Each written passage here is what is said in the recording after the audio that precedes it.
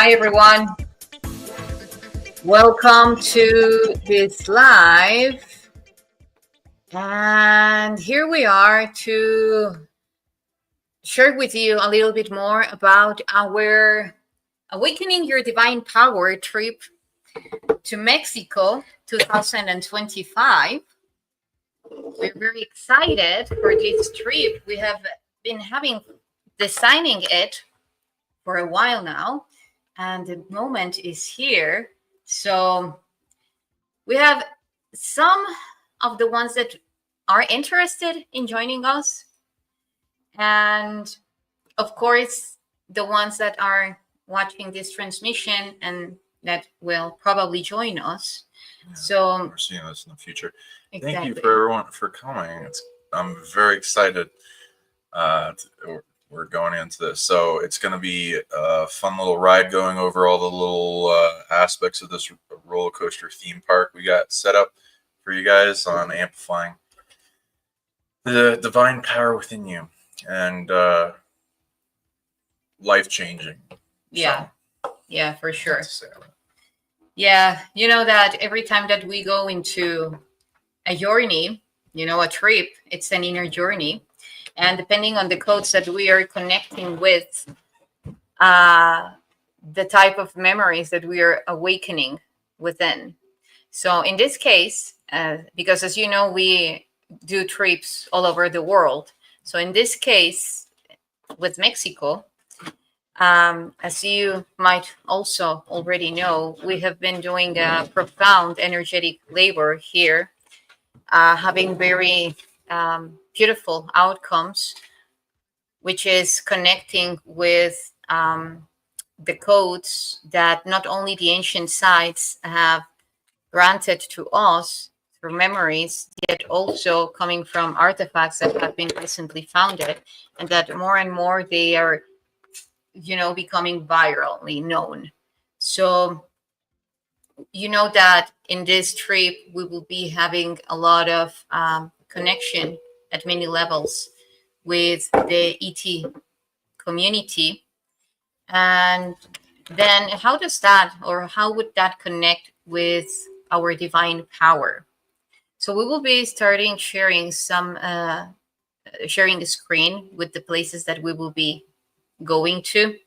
And all of these places have very specific codes and information precisely based on how to awaken the divinity, the divine nature within us.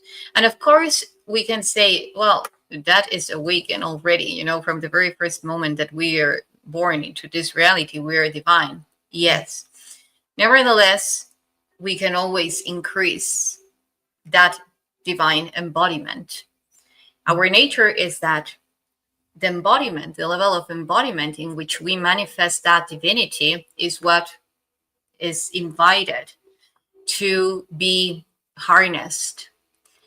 So throughout this process of harnessing this divine energy, this divine power, each one of these places that we will be going to have a different aspect of that divinity to inspire within us, to activate within us. So I will start going into the places. As you know, the trip will begin on October 21st and will be finishing on November the 3rd. We will be covering a big part of the Yucatan Peninsula and Campeche, which is the area close to the Gulf of Mexico. And that area is mainly known to have Mayan imprints. Nevertheless, and this is something huge that I want to share with you, is that what we know, most of the things that we know as Mayan, well, mainly the calendar, is it appears to actually have begun with the Olmecs. The Olmecs are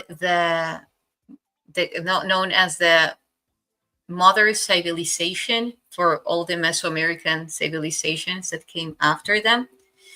And they are quite connected to Pleiades. So throughout the trip, we will be having a lot of Pleiadian activity. Not only that, but just, like to bring it into the field, that you will be connecting and interacting with a lot of Pleiadian codes, also Syrian codes, depending on the area that we will be going, but mainly Pleiadian. The Mayan star in the Pleiades, and also as its The own Olmecs. breakaway civilization and inner Earth civilization that still exists. So it's a lot to connect to.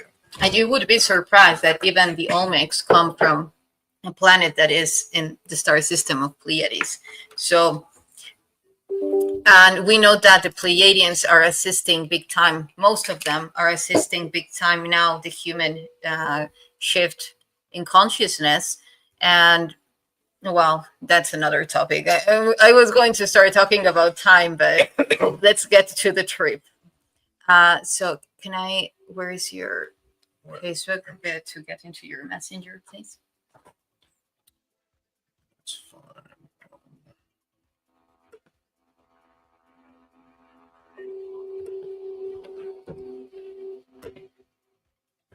And you want like share screen, right? Yeah. Okay. Yes. It's yours, right? No, yours. I sent it to your messenger. From you? Uh-huh. Yeah, it's yours.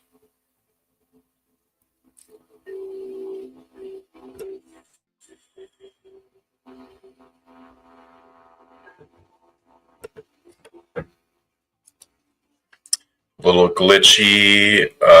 We're getting some interference because from the things. I don't want these places of power activated because they're threatened by it. But don't worry. Okay, so there we go. And there's those. Okay, so share screen.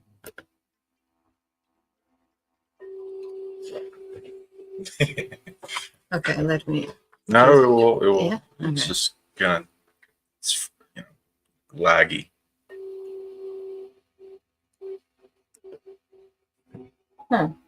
See? Yeah. Oh, there we go. Okay, so it's one of these. I think it's this. Yeah, it's that.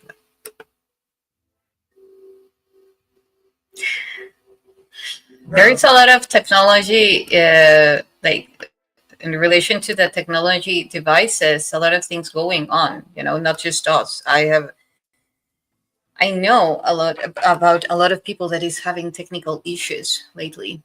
Yeah. A lot of related to the solar flares. It's not even loading. We got a lot of technical issues here. Let me just take that off, and we'll talk about it once this clears up. Can I just download those things? Images you're talking about? Download. Yeah, I'll just try. Okay. Well, in the meantime. So one of the places that we will be going, and we will be showing the images, one of the places that we will be going is, and that is mostly known, of course, is Chichen Itza. And Chichen Itza is this huge structure. Okay, there it is. Yeah, so that we go in order. We will be arriving to the airport in Cancun, the international airport in Cancun. So the ones coming from United States can directly get to Cancun. The ones that are coming from Europe or Japan or Australia can always get to Mexico City's airport, and then a connection to the Cancun airport, because we will be starting our ride from there. So we will begin in the Pink Lagoon. Is this the same order though? No.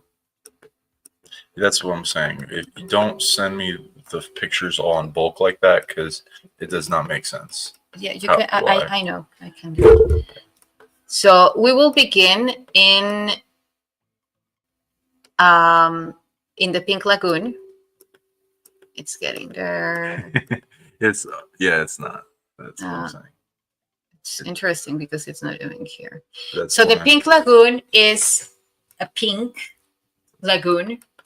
It's unique. It's in the coast of the Gulf of Mexico, and it has flamingos. And the power of this lagoon, it's Send a them each salt. individually.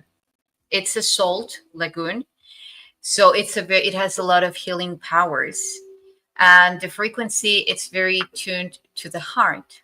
So I there is there, it's the only pink lagoon that you will find in the world, and we will be going there before as the beginning of the journey, to cleanse, to have a deep connection with the heart. And this place actually has a lot of power, a lot of power, as I was saying, related to the heart, a lot of power related to bringing into that state of the 0 point field for all the cleansing that will be taking place there. Each photo one at a time. Just send it to the same location. Yeah, you can go in the meantime. Okay. So yeah. When I looked at the Pink Lagoon and tuned into what it does, it's a very strategic location for a lot to be resolved. So, as people know, the Yucatan is where the giant meteorite hit Earth in big catastrophe, and I read like ends to a lot of old powerful civilizations, and a lot going on with what that is and how that happened. And it it's something that still needs to be resolved, but as a bleeding wound for humanity, and there's an opportunity there that builds a lot back in wholeness for people and of their previous self, what they were like in Lemurian and Mu times, including like superpowers, higher dimensionality, love. All these parts are like stolen by this big wound that happened and these predators that were involved in that. So that can be resolved, and you can get huge wholeness that changes your life that has been waiting to be resolved for a long time. Were you able to do it? Getting there. Okay. And yeah, so there's in that lagoon, there's a bunch of flamingos. So you can connect with the flamingo medicine, and as well probably get a guide that you can work in your spiritual entourage. They do multiple things, but in that one, it's like a million different types of healing abilities that you can earn in a mystery school, including purification, uh, abilities of many types, neutralization ability with the salts as well, which we'll probably take back with us, some of it. And I believe you can just like completely immerse your body in it, and imagining that just intense amount of salt. It also works into healing salt, kind of like destruction of negative attachment, and various forms of exorcism abilities that you can amplify in yourself and upgrade. Okay. You get it? Okay. I'll set it up. She's sending me those. Anything else you wanted to say about it? Yeah, sure. So when we are talking about our divinity, it normally brings us to activate the full potential of our DNA, right? Because our DNA holds the information of the universe, of the omniverse. Everything is encrypted in our DNA. So depending on what parts of our DNA, which codes are active, then to the level of consciousness that we can actually not perceive through, yet embody. Because when we are talking about embodiment, then we're talking about our body. And big part that is actually commanding how our body, our biology is going to function is our DNA. So having said this, when it comes to the Pink Lagoon, it's you can just present that the one because we're talking about the Pink Lagoon. So where? Just close. No. Just close. Go to it. Open. There. Oh, okay, this one. Yeah. Okay. Okay, so when we are talking about the salt is a crystal. Then we are talking about the crystalline nature of our DNA and how it's going to be upgraded into this fluid plasma. Then we are also connecting of another state of the water, which is that it's capable to be activated within us, which is the crystalline fluid. So by opening the trip in the Pink Lagoon, we are actually aligning into those primordial records that are intact before any trauma, as a collective, and actually being capable to dive into that purity and then emerging into that clarity, into that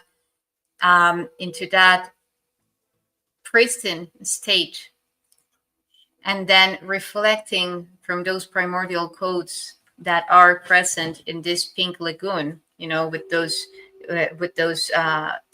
that pinkish salt.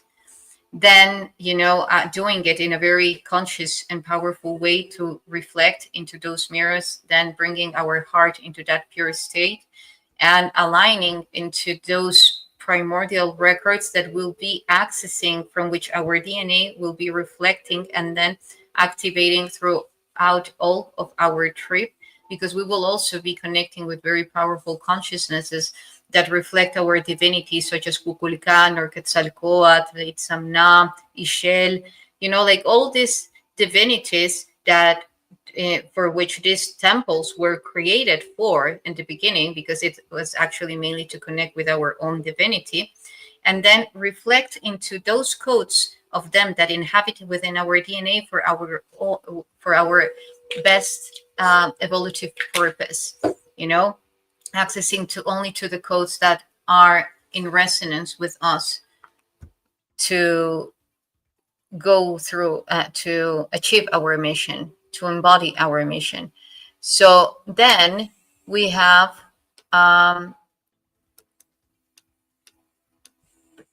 so this is the pink lagoon. You can see the beauty of it, the uniqueness. It's majestic. It's truly majestic.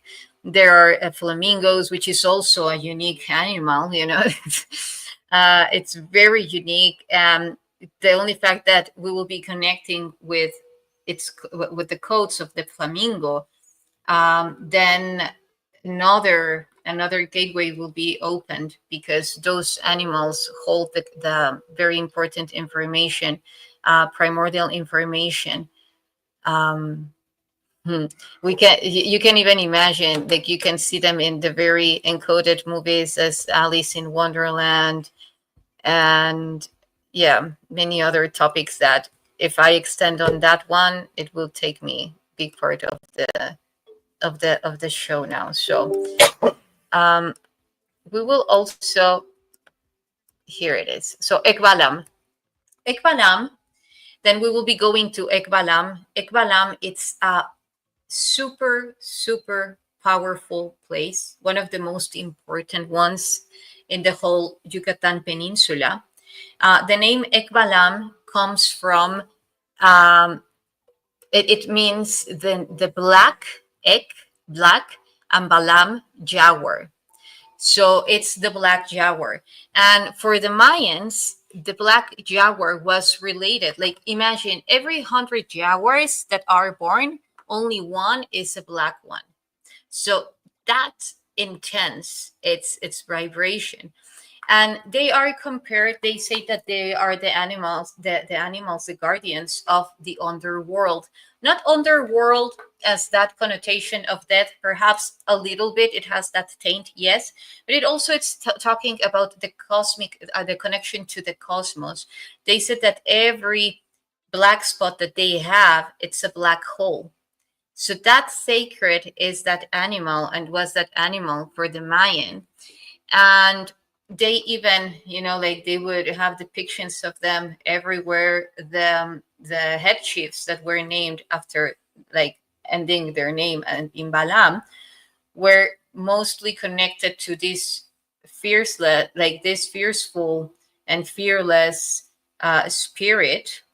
and invoking the power of the jaguar, of the Balam, would represent being in that state where you're capable to embrace your shadow in order to access to the Sak Balam. The Sak Balam, in contrast to the Ek Balam, Sak Balam is the white jaguar. So every shaman would go through this integration process. And we know that shamans did not begin in Mesoamerica or in South America. They actually began in Russia. And it is a variation of what would be the alchemist, on to some extent, just bringing that archetype into a more spiritual level and connected with the earth. The shaman is actually is highly connected with the quantum, because that's how they manipulate the elements, because they know that they are accessing to that quantum field and therefore influencing all the forces of nature, and then being capable to transfer their consciousness to an animal, and then seeing through the eyes of the animal and flying through the eagle, or walking through the very same jaguar. So this place, Ekbalam, has a lot of that frequency. This was a place of initiation, of preparation for the priests and the warriors that would hold that that connection to the jaguar. So in relation to the divinity, to awaken the divine embodiment within, then it's that capability of reaching that wholeness, of mastering the shadow, the light, and then being in, like, bridging a connection in between them, and through that connection creating a third party, which is that divine trinity, the divine trinity within, that singularity within the black hole, which is the maximum or the highest frequency that you can reach within your existence. You know, that singularity, because you're everything and you are not attached to anything. And that is the level of consciousness that is required to bring in the highest state of shaman that you can ever embody, you know, because we can actually access to all those archetypes. The place itself has a lot of magic. As you can see here, it has, like, on the top of the pyramid, it has the fauces of the jaguar, which is the entrance to the how they call it, the Shivalva. We will be talking a lot about that, so I don't want to, you know, like already, you know, like give a whole lecture on these places, but just covering. Another uniqueness of this place is that you see it has angels. It has Mayan angels, and you won't see this in any other place in Mesoamerica or even in South America that has been discovered so far. So we know that this place, they would generate that ascension that will actually open up energetically very specific wings in the ones that were initiated, and of course the connection with winged beings, you know. And the winged beings, we will see them, but not as this angelic type. We can even see that there is in the upper right part of the image what would be a very Vedic statue. So now it's showing that in this place there was a lot of interaction, and even former knowledge being taught, or knowledge formerly being taught to this culture, to the civilization that will be coming even from India, you know. And angelic one, as I was saying, you can see the structure that is quite beautiful. So go ahead. I'm going to. The cat is calling. Okay. So, yeah. To build off of what she said, that she didn't mention. I'd say this place is a third eye dominant area in upgrades that I will be giving. What I tune into these places is definitely not all the things you can get. It's like a preview of what they're allowing people to see publicly and me to talk about publicly. So when we get there, there's a lot more to discover and find and psychic track and tune into, and ways for you to earn upgrades and do missions, and it's like portals to other locations. So there's a Jaguar god that's represented for sure, but there's probably many other possible beings represented that you could connect to. The Jaguars are connected to a large lineage and higher dimensional beings that look through them. It's like a Jaguar humanoid. These are very powerful and a lot of different abilities. They're one of the top beings that are best at telekinesis. So they can upgrade in that and get rid of blocks.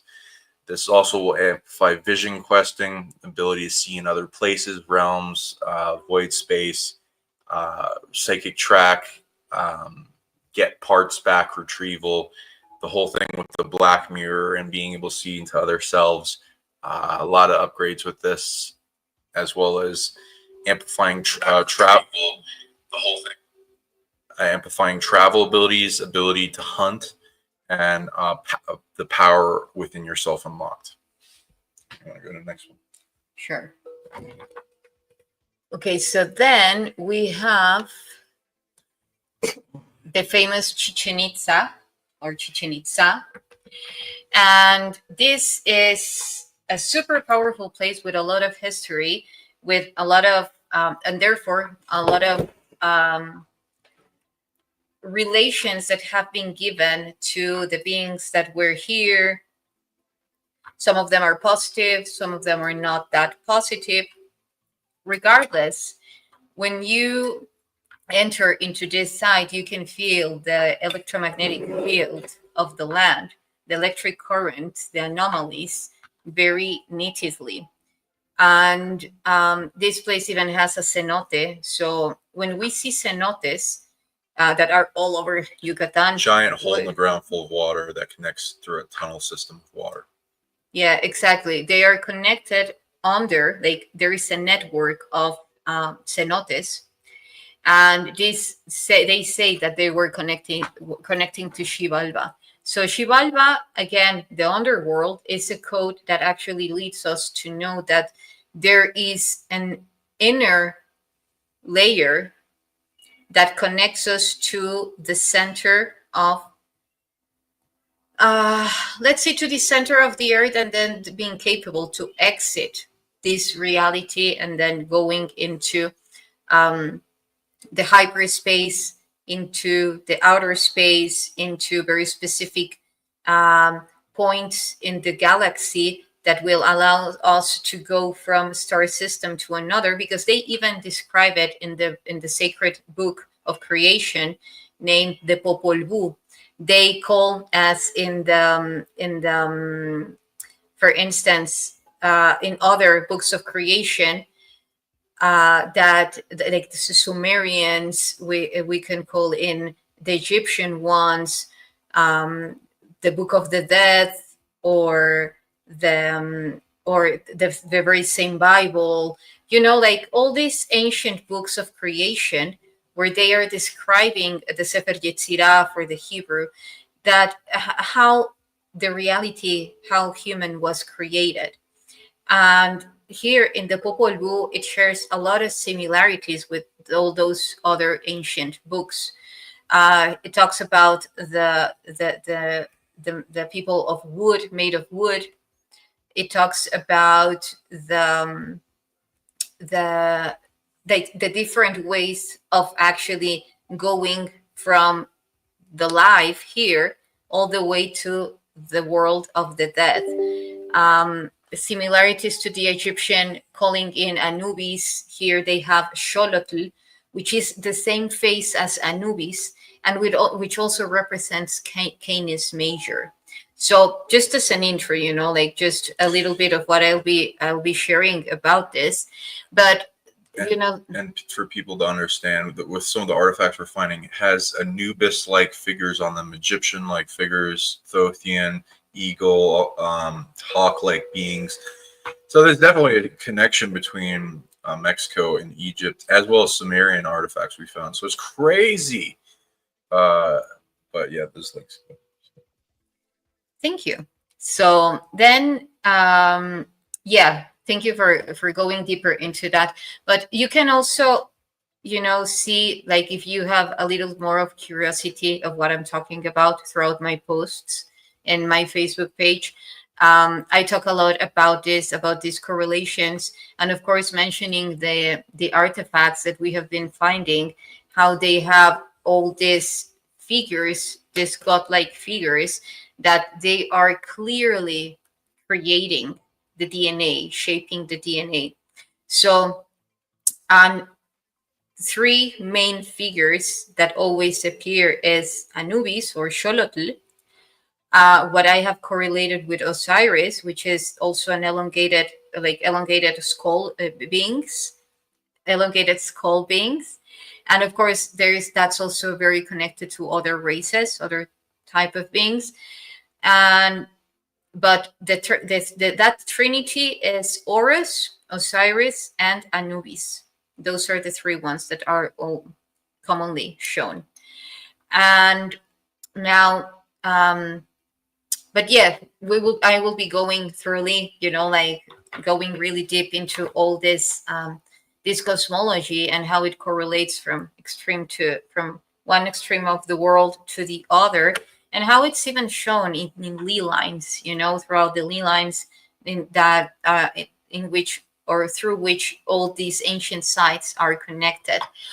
Another thing of Chichen Itza or Chichen Itza is that you will see that the shape of the pyramid from above is actually a circuitry. Like all these pyramids are circuits.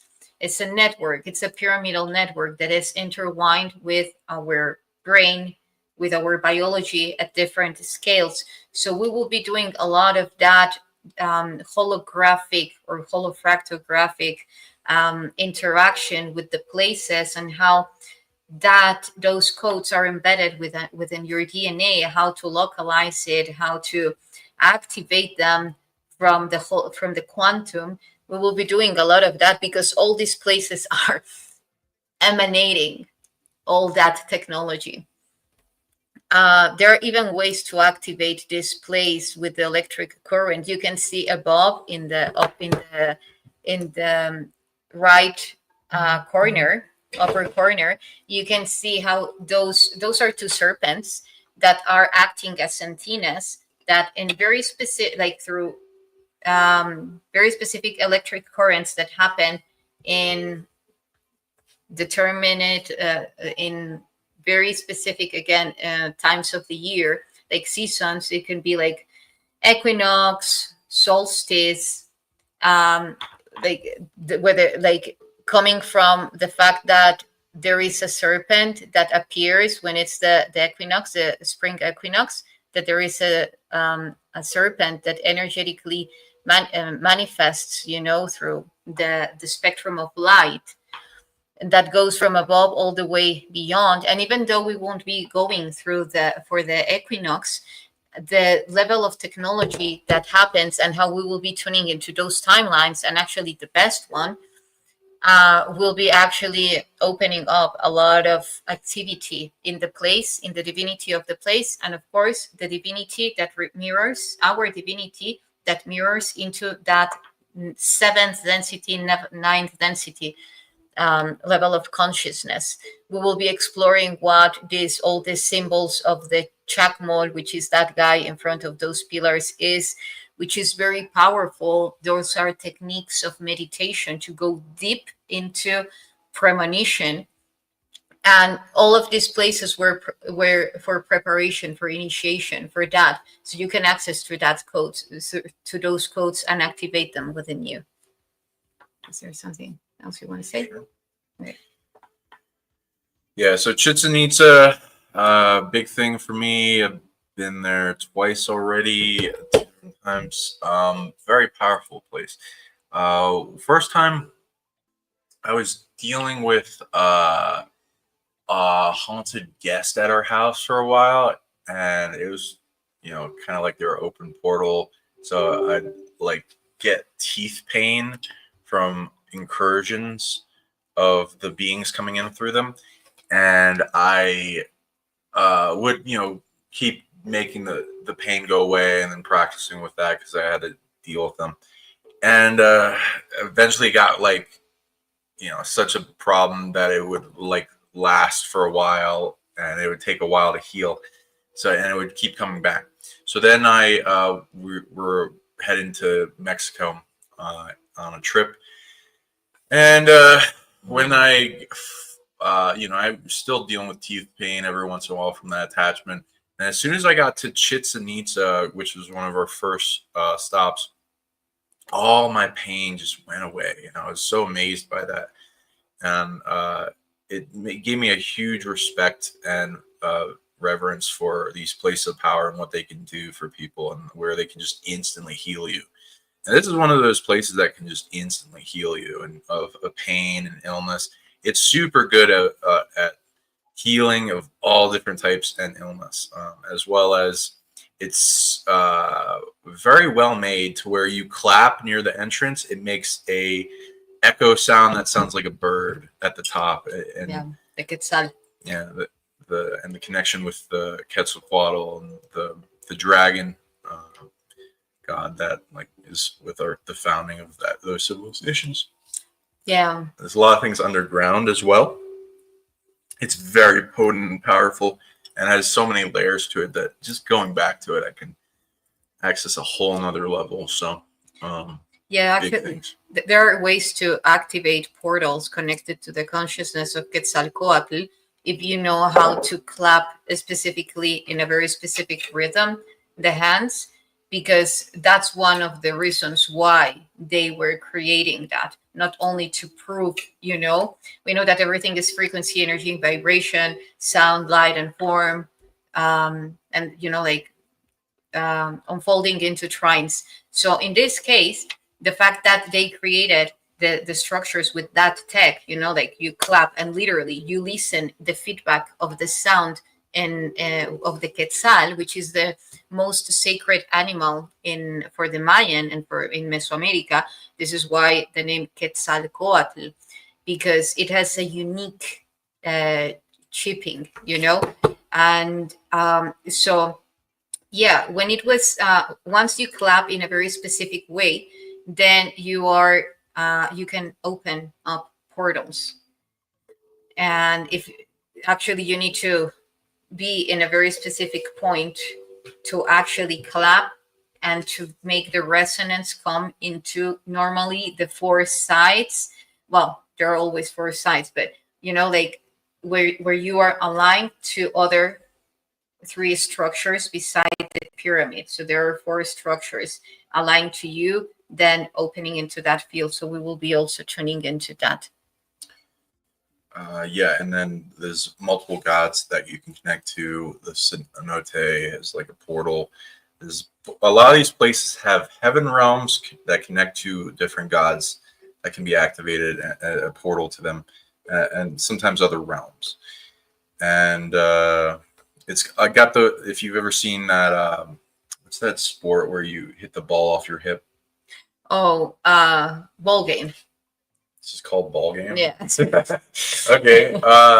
Yeah, they have that there. Good that you brought that up. A lot of souvenirs in the places, so you can find a object of power that connects with the place and will amplify your healing abilities from a distance and upgrade you, and generating different types of healing energy and being able to transmute or redistribute or destroy illnesses.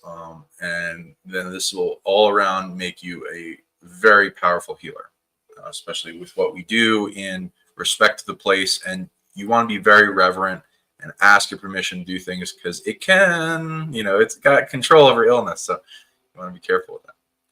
Yeah, now that you mentioned the court ball game, there is this well, every time that they would play this very peculiar game, which is involves a ball, but not like a soft ball, is like a really, really hard ball. Like it really hurts you if you don't hit it properly. So they would hit it with three parts, but I will just summarize it. Otherwise, the bottom line, the thing is that the way that they played it, they also did it from a quantum consciousness, knowing that the field was the cosmos, that the ring in which you needed to throw the ball to would represent the center of the galaxy, the black hole. So they were generating all that energy, and like if the loser was sacrificed and so forth. So all that ritual, all that ceremony was very was created to manifest ripples in time. Like every time like the ball would go into the black hole, also shaping from the quantum, expanding through that court. Every player would be a star, or a planet, and then hitting a star, and then bringing the star or the, like that force, that life force, all the way to the black hole, and then re-emerging from life. So it involved a lot of things that we will be going through them throughout the trip. So next place is Chakmuldun. And you will see that Chakmuldun, it has like a very, on the top of the building, it has like very similar to what you get to see in Indian structures, because all these things that you see on the top of the building, they move. So as we see in Tibet, as we see in places in India, that they would place a very specific intention or re-representing some cycle within those spinning jars. And so they would be active, and they would be actually creating and shaping a very specific reality. This place is a port for divinity. What I have read about it, it's let's say that a port where the divine, the very specific divine aspects and divine natures land, and actually they land in synchronicity and in alignment to those very specific spinning jars, which are not spinning anymore, but that moment. And then they would be filling in the place. So this is a very filling in the structure. So this is a place very connected to the embodiment, the embodiment of that divinity, different aspects of the divine being embodied through the torsion, and the more than torsion, the motion in which we day by day exist through very specific intentions. And as we exist to manifest those very specific intentions, then we allow the energy to move and see ourselves already embodying those intentions and allowing that divinity to feel in us and us embody it. This is a place also of a lot, like inner peace, like connecting with a lot of peace, and spaciousness. This place has also a lot of you see here, like the landing port, and all these places that, well, some of the places that we will be going, if it's not most of the places that we will be going, they are in a very virgin state. So you won't see a lot of tourists except for Chichen Itza and Ekbalam and Uxmal, of course, and Teotihuacan. Aside of that, those are places like this one that there is not many tourists going. And even more, the ones following, there are like places that it will mainly just be us. And that's super powerful. That's super powerful, because then you get to feel purely the vibration of the place, the frequency of the place. And you can even, this is something that we will also be practicing there, so that you can also do it by yourself. You can connect with the consciousness of each temple, because each temple has a consciousness, has a very specific consciousness. So you can communicate with the consciousness of the temple, because the Mayan even gave name to each temple. They would put a small jade, a piece of jade, on the center ceiling, and then that would represent the spirit of the temple. So when you activate the temple in a very specific way through algorithms in the quantum from the holographic, that is reflecting into your own geometry and into your own geometrical body, then the spirit of the temple comes in and presents to you, and then you're capable to communicate and to know about the story, what happened. And some of the ones that are present in this call know what these techniques are about, and how you can actually activate, like, in a very simple way, in a very powerful way, your connection to the holographic field, and start interacting with it in higher forms of, of communication and interaction, to receive and to experience yourself from higher densities. It's actually something that is fast. It's it's easy. I was going to say the word in Spanish. It's very easy, and it's very, very, very powerful. What do you want to say about it?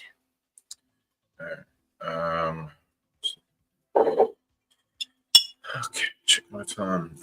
So building off of what she said. Yes, this one. Oh wow. Yeah, it's kind of a little overpowered, based on what I've read into it. I hard to really find a place like this. I've never seen a place that has this tech. So it has a portal to a heaven realm that holds a god, and that god is very overpowered in life force energy, a life extension, and even has a way for people to gain immortality. So that's probably a thing that's really hard to find in this world. So a pathway to immortality, and you can also gain a divine life energy body, which can really quicken your pathway if you're wanting to extend your life quite heavily. You probably get, based on that, and that's what I'm allowed to share. So I'm imagining what I'm not allowed to share that will be finding there, but it's probably going to have to do with life force energy. So you could probably definitely increase and extend your life fairly easily, and then if you keep connecting with the area afterwards, you can connect with the god and the guides. And if you wanted to access immortality, this is one of the pathways to do it. Now we will also be going to Labna. Labna is a super powerful place as well. It's a huge portal. You can even see already. And interestingly enough, there are a lot of words that in Mayan have a resemblance to Arabic. And if they have a resemblance to Arabic, they have also a resemblance to Aramaic and Sumerian and so forth. So labna in Arabic is quite related to yogurt. But yogurt, as you know, like that creamy substance coming from the milk. And the milk, we know that it's also connected to the Milky Way, like going to a very cosmological aspect of it. So it's that purity of the Milky Way, of that cosmos being brought through that portal, which we can see. Well, we cannot see because the name is here, but it has a mask, a huge mask representing the god called Itzamna. And Itzamna, it's one of the primordial gods. It's the most important, actually. And he is said to have brought with him 7 sages, just as Enki and the 7 wise men of Enki, the Apkallu. So we can already see, and they travel through the water all the way. to other land. And now we see that here, 7 sages of water came with Itzamna to this land, and they came from Atitlan, which is Atl. Well, Atitlan or Aztlan, which is Atl, which is Atlantis. So there are a lot of correlations in the cosmologies that we will be going through in order to access to the pure state of the information, where everything unifies. And then through very specific meditations that we will be doing in some of these places, then connect with the information that has been stored in this portal or Stargate. This Stargate is connecting actually to not only the Milky Way, the consciousness of the Milky Way, yet it's also connecting with the Pleiades.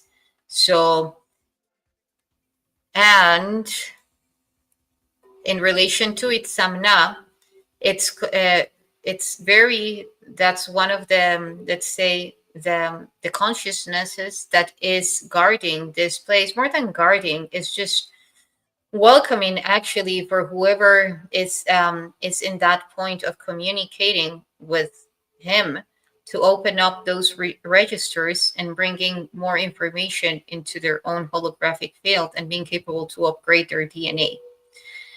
So you will see that even the shapes of some of the gods mainly what it's Samna, it's like a very geometrical form of depicting him.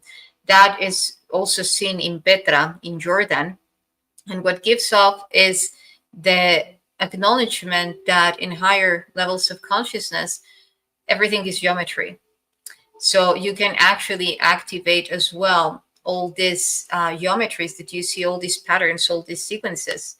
When you tune into the very specific tone, your soul tone, and then being capable to move all that energy for those structures to move at a holographic level. And then the Stargate opens, the information comes to state somehow, because actually it's being outloaded.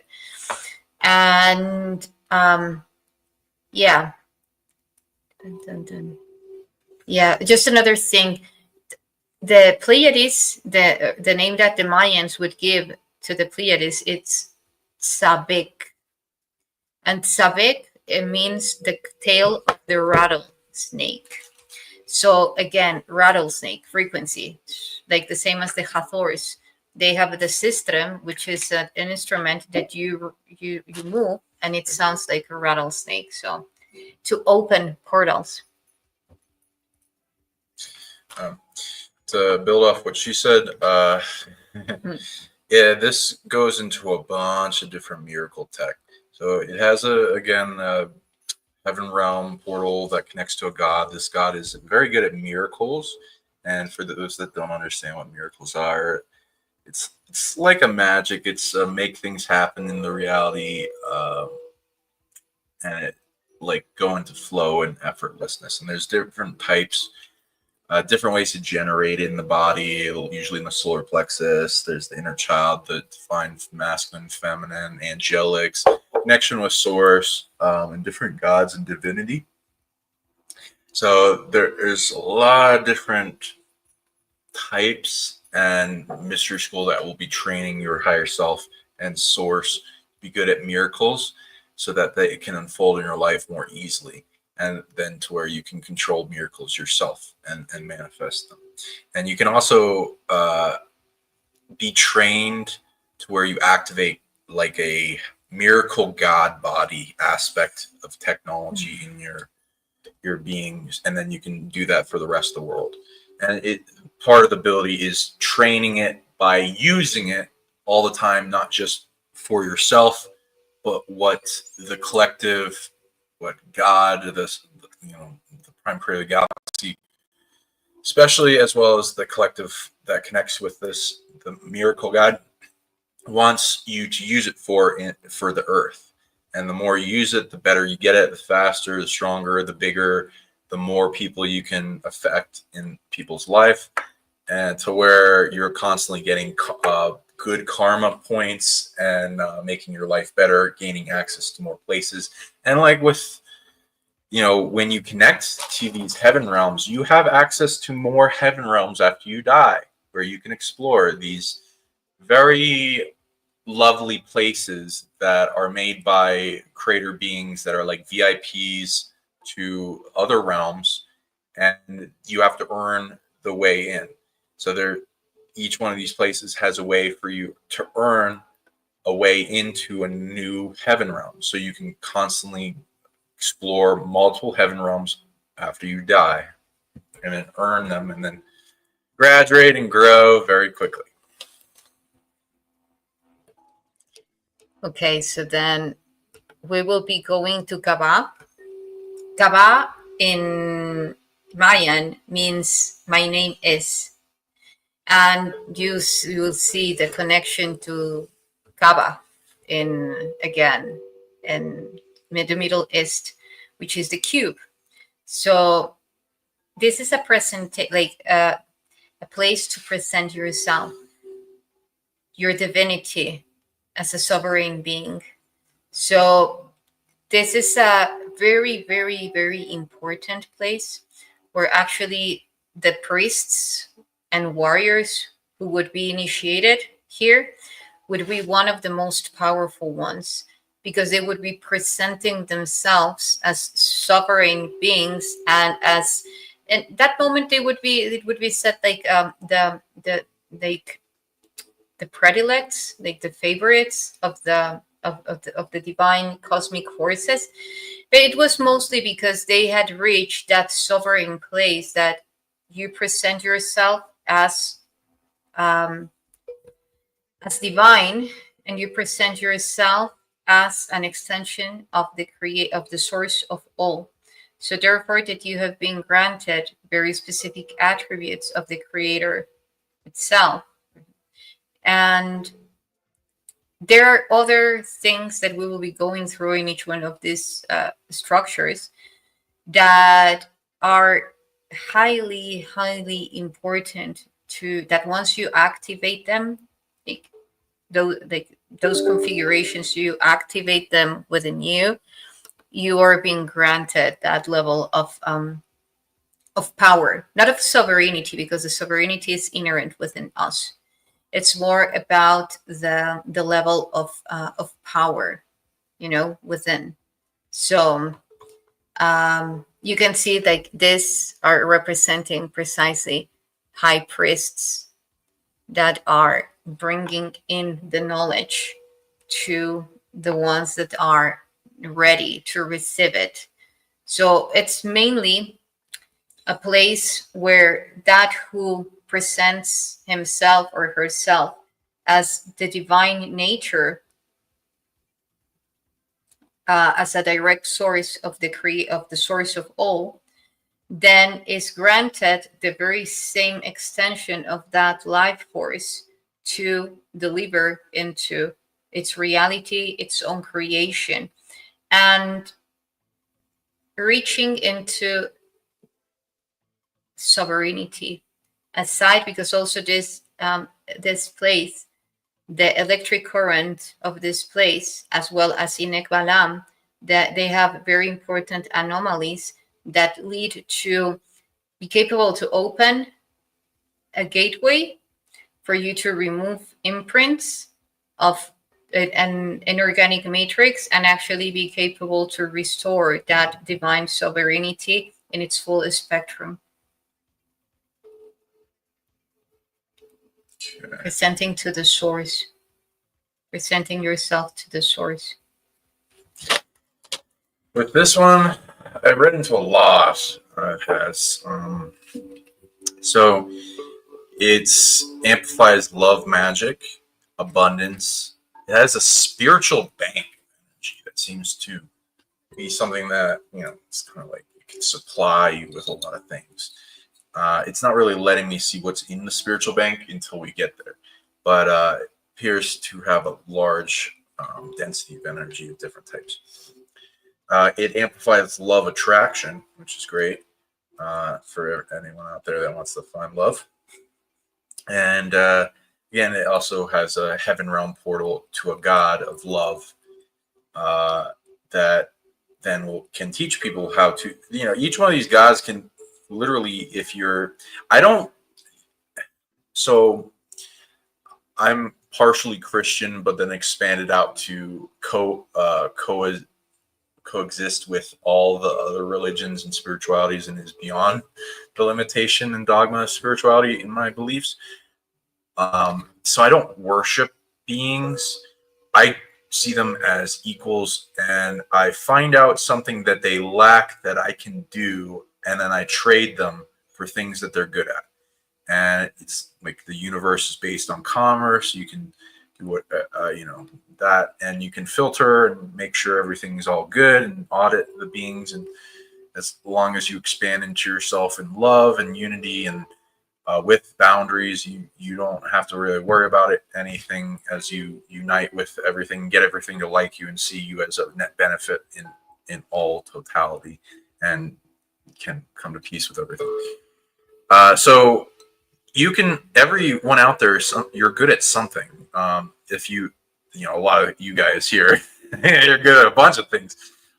You mastered a bunch of abilities, but everyone in the world has something they've been training all their lives, and they're really good at, and they can definitely trade that in like hobbies or a service or doing an activity like healing or whatever in trade for the things that these beings can teach you, and you can get to a level of authority. That's what we're talking about with this trip of what is divinity. It's another level of a type of energy that's like the major leagues compared to lower ball field games of the reality, that have beings that have management and authority and creation, that are holding up big weights on their shoulders and that have been granted them for who they are in spirit, unless they're like evil gods which just stole them and shit. Though there are original management for evil, they're not doing too well because of the encroaching of negative evil. There are supposed to be these delegated management from Prime Creator of the Galaxy, fractal branches that connect to the all. So you can train, and you already have been training, depending on who you are, in various things that you're good at. And a lot of the people I read anyway that come see me have some type of divinity activated in type of energy, and we're trying to make it so that it feels safe enough to unfold entirely, and you remember who you are and what you've been, and be able to demonstrate it here in management roles for the planet, bringing in and restoring it back to its greater nature, earning all the way up to where you're like gods, but like with humbleness and non-ego, and you're not the only one, and that you're here to make things better for people, and constantly grow, and not letting anything stop you from growing, and to the point where you can gain understanding, knowingness, and influence over types of energy for the planet that you'd be managing, such as love energy and love magic. This being, as a lot of these beings, you can go through their school for trade and then gain the knowledge that they have and then elevate in it.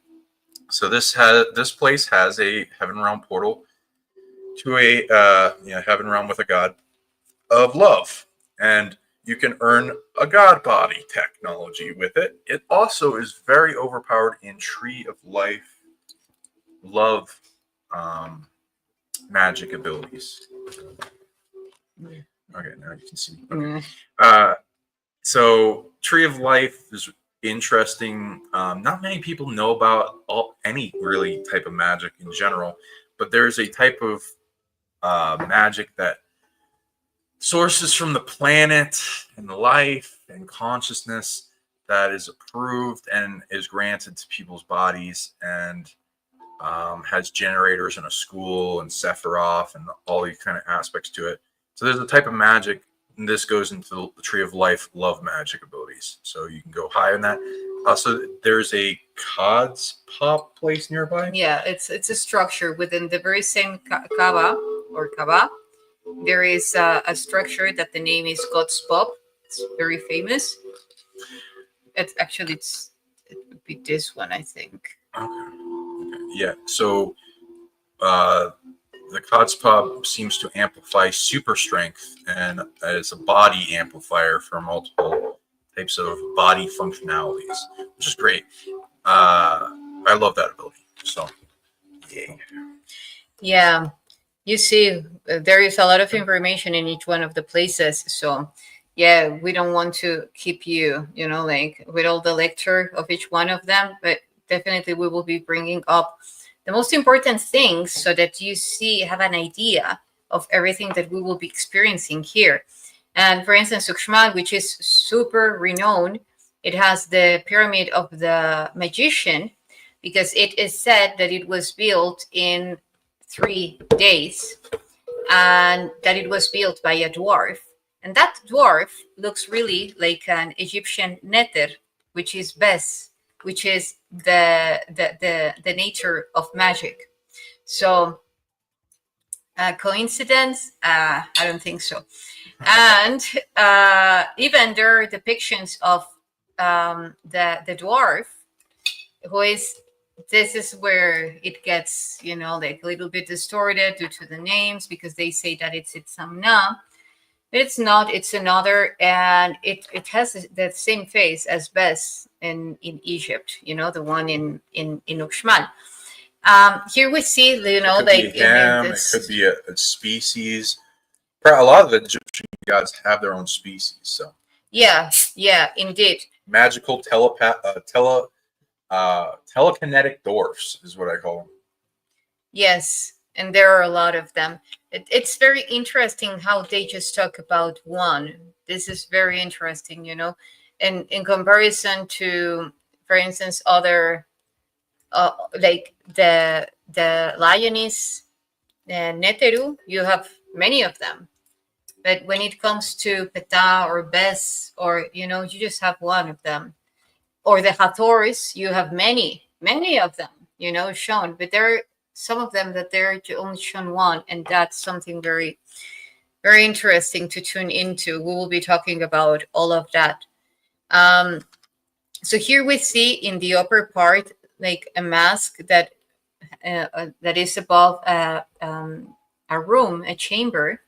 And if you see the resemblance of the ring where the Zoroaster, in the religion of the Zoroastrianism, like they have the god, the main god, and that is posing in a ring or flying in a ring, and then it has the wings. Well, you have the same over here, very similar one, at least. Here is the pyramid, and we see the perfect alignment. When you see the moon is perfectly goes into a very specific time that it's perfectly aligned with the top of the arc and the pyramid. This was a place of like a very spiritual, very, very, very, very spiritual place. You will see and feel the the priests and priestesses that actually were present in that place at some moment, sharing codes, sharing a lot of information. There is a lot of sacredness. So in relation to divinity, this place is what I read into. It's very connected to the purity of the spirit, and how to use that purity, that innocence, to perform the highest magic, the highest form of magic. It also has a lot of levitation tech there, and it has now that Sean was talking about the tree, the magic tree in the other place. This, along with Etzna, which is other place that we will be going, it has a lot of connection to the tree of life of the Mayan. It says that it is connected to, again, Xibalba. In this case, Xibalba has a connection to the Orion's Nebula from a ninth density. Very important to clarify this, from a ninth density. And then two very specific plasma tunnels that connect from the Orion's Nebula, even all the way to another plasma tunnel that has been recently found. So, and all of that is encoded. There is a huge tablet that is talking about many of these things. And that be under that tablet, because it's at the center of a very specific structure, you can call in a lot of consciousnesses of galactic beings that are actually holding the space for the whole Uxmal to keep connected with a very specific ley lines, and then opening up to other network that is underground and that actually connects to other type of artifacts that will open up a lot of the registers of the information that was left under the sea after the crater of that it is said that was originated after the meteorite crashed into the peninsula de Yucatan was created. That including the pyramid of the 13 skulls and a lot of artifacts that are connected under the sea with Cuba, actually, the island of Cuba. What do you have to say?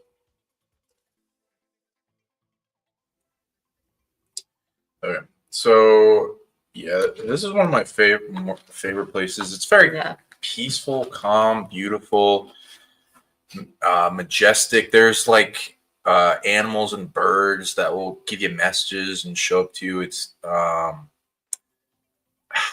it feels so good. I don't know how else to say it other than I could spend a whole day there. Love it.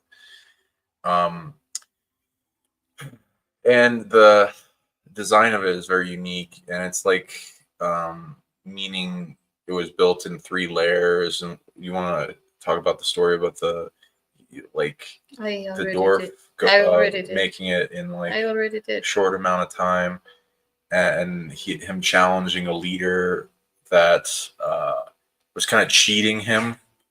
Did you talk about that? Yeah. I talk about being created in 3 nights, but you can tell the rest of the drama. Yeah. Yeah, I didn't think you said that. So it apparently was made in 3 nights, which is like, how could you even do that? And so like we're getting energy of telekinetics involved, as well as creating it and shifting matter. So a lot you can gain if you can connect to the being that made it. And also said there's like multiple layers underneath that it could have been made. It was something even before that, and that the leader that the dwarf came. I don't remember like how to fully explain it, but this is what is passed down. That the dwarf came somewhere. He found a magical instrument that in the ground, and he played it, and there was like a prophecy to that, and that made the current leader nervous because he would be dethroned. So he made all these challenges for the dwarf to try to overcome in getting between him taking the leadership role. And he tried to cheat him by what is it, like taking something that he would smash over his head and it would probably kill him. And the dwarf was smart to where he made it so that it didn't hurt him. And then the leader had to do it to himself, and he ended up dying. Yeah, the Mesoamerican, the Mayan, mainly the Mayan cosmology, and even also Aztec, like throughout all Mexico, they have like this comic touch of a lot of trickery, played from one part to another, and that's also it has a message hidden on that. which is the capability of perception and transforming one truth into another one to actually reach into a higher truth. And it has different types of magic, telekinesis, connection to a magical dwarf species, heaven realm, portal to a god of divine natural law magic, which is really nice because it allows, it's like a flow of the macro cosmic sources like prime creator of the galaxy, prime creator of the universe going up, flowing to support you. You can also gain a natural law, divine natural law magic god body. Reality warp natural flow is part of the ability. And there's another portal besides the heaven realm portal that leads to a magical realm where whoever is in there lives a really long time. And it apparently also has a unicorn in that realm, which is rare. Oh, and there's another pyramid nearby that not many people talk about or know about. I think it's like the Pyramid of the Tortuga or something. And it's good at fortress safety. There's a giant turtle founder connected to it in spirit. And the god of the pyramid has a heaven realm portal to a spatial god. So they can earn spatial god body tech, and there's also a path to being able to create physical portals that starts to open to you if you go there. Now that you mentioned the turtle, for the Mayan, the turtle represents Orion, and Orion is the giver of the seeds that founded life here in Earth. So yeah, that's a very powerful one. It's actually more than a pyramid. It's like the house of the turtle, and it has a very specific number of turtles. It's a very powerful place. It interconnects to all points. And yeah, we will be also taking you to all those places and even other pyramid that it's very hidden, continuing to the left after, remember? Okay, then we have Santa Rosa Ixtampac. This is another very powerful place. This is unique. This is a unique structure, which has like a triangle looking below, and this is a huge portal and gateway that leads to an inner Earth city. So, and this has an upper a portal open connecting to higher realms to you. So you have both of them. You have both connections, and actually it's also, you can bring all that divine consciousness, cosmic consciousness, and ground it all the way into the earth, and even communing with that inner earth city that will go as a river, as a cosmic river, connecting to all the grid that was created underground by the Mayan, that would be complementing to the pyramids that were seen in the surface. This chamber has, it's like a phone booth to communicate with very high level consciousnesses. We're talking about seventh density consciousnesses that can actually manifest to you when you, if you, it's also it's something related to frequency and activating very specific light codes within you for them to assist to the calling. You can just go with your heart open and they will come and communicate with you. Yet for a higher level of communication, like even physically speaking, then it requires from that that chamber is of the top of the charts. And here in this structure also, like topics of initiation, a lot of going into the process of preparation, because for you to be allowed to open this gateway, it was just coming from a very specific frequency. And actually, this is also another network of portals. You will have them here. It's here. It's also in Campeche, in Becan. There is another portal connecting to this one. It's a series about 13 portals that are those arcs interconnected to one another, that together they bring an array and at the center of the Atlantic Ocean.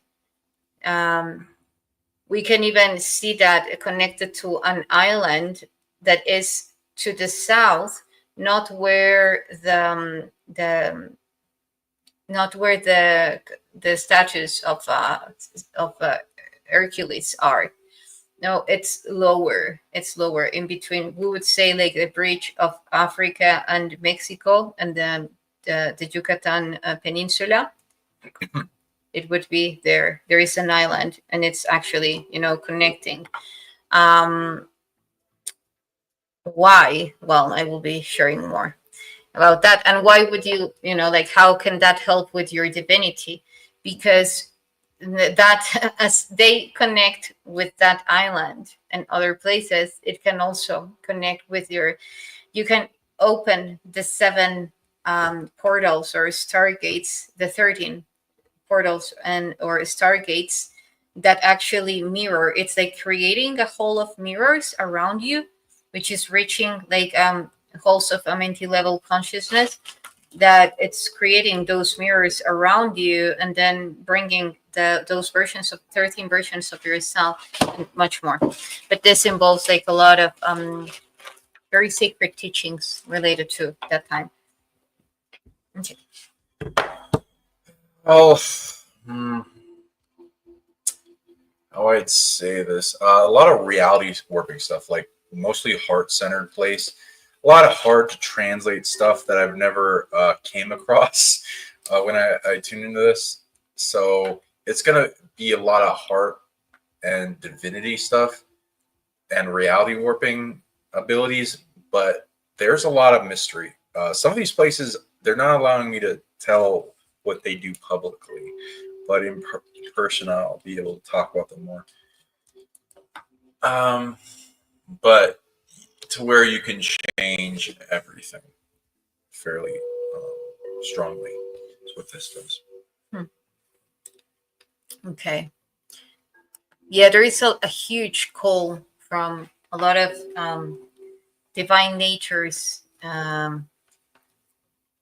divine consciousnesses calling in, to activate the codes from here to open up the heart of humanity as a collective. Because you can call it like ironic, but here the frequency of Mexico is very connected to the heart, is the heart of the wise man. So as many stories of heart sacrifices that there are, what has been shown to me, that most of them, that you can even see tablets or templates of tablets, let's say, and depictions of ETs, and having another ET or a human and taking off the heart. Well, you can never see, like taking off the heart, like they are rising a heart, and then there is a sheep, or there is a ray of light, or there is something pointing out to the heart, and behind there is like a high level ET, somehow as priest. So there is a story of a very famous quantum physicist, a Mexican one, Jacobo Greenberg. If you have opportunity, take a look at his data. It's impressive. And he was taken by someone, I don't know who. He disappeared all of a sudden when he had reached like a huge breakthrough in his studies. A lot of people say it was like government from specific countries that wanted to to access to his information and him working for them, because he had found the like how to create that interconnectivity from a state of awareness and between people, um, and how to actually to materialize from the quantum, because he was for months studying Mexican shaman, a woman, Pachita. And that this Mexican woman or shaman would materialize organs from the quantum. I'm not saying this just because, like, you can look for that. You will see all the data, the evidence. As I was saying, he was a quantum physicist, like with a PhD, and they highly renowned. He was there, and he witnessed that, and that changed his life forever. That's when he started accessing, like, going from the typical model of physics to the unified physics that takes into consideration the quantum physics. So when he saw that, like, there she was performing a heart surgery, open heart surgery. So she used the knife, brought the heart, materialized one, put it, closed, and the man lived. Again, this is documented. You can look it up by yourself. And for me, that's tech, of materializing, because all of this is information.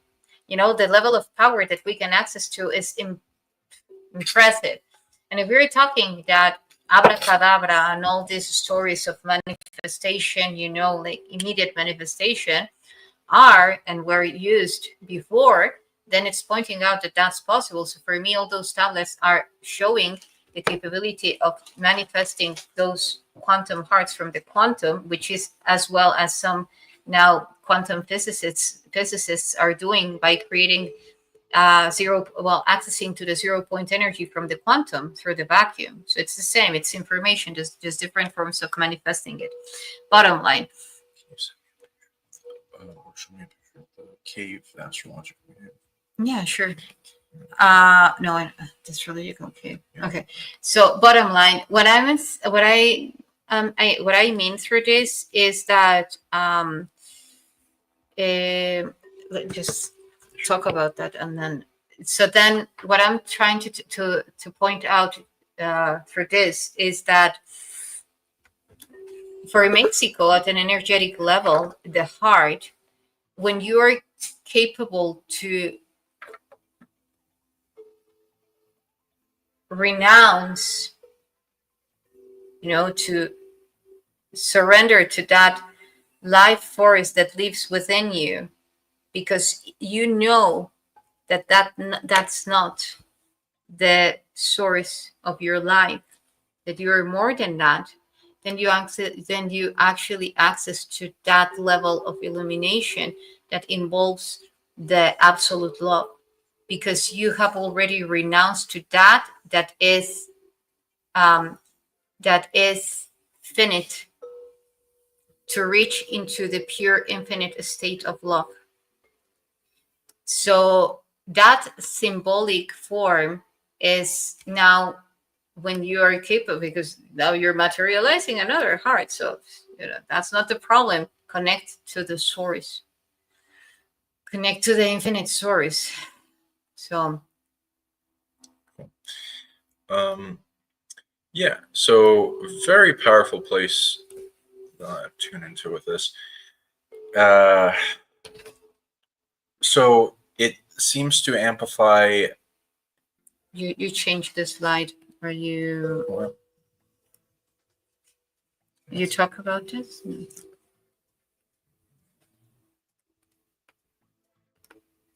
We're still in this. No, we haven't gone through that. I didn't even change it. Which way is it?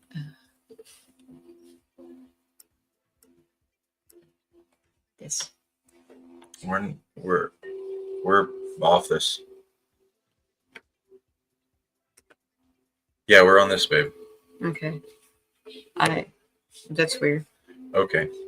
Uh, so this grants solar blessings, which seem to be anytime the sun is shining on you, it's going to bless you with it, various things. What it's allowing me to say publicly, but it seems to do things with the sun to connect these abilities. The first thing it offers is 50 different types of positive emotion that will be blessed upon you anytime the sun shines on you.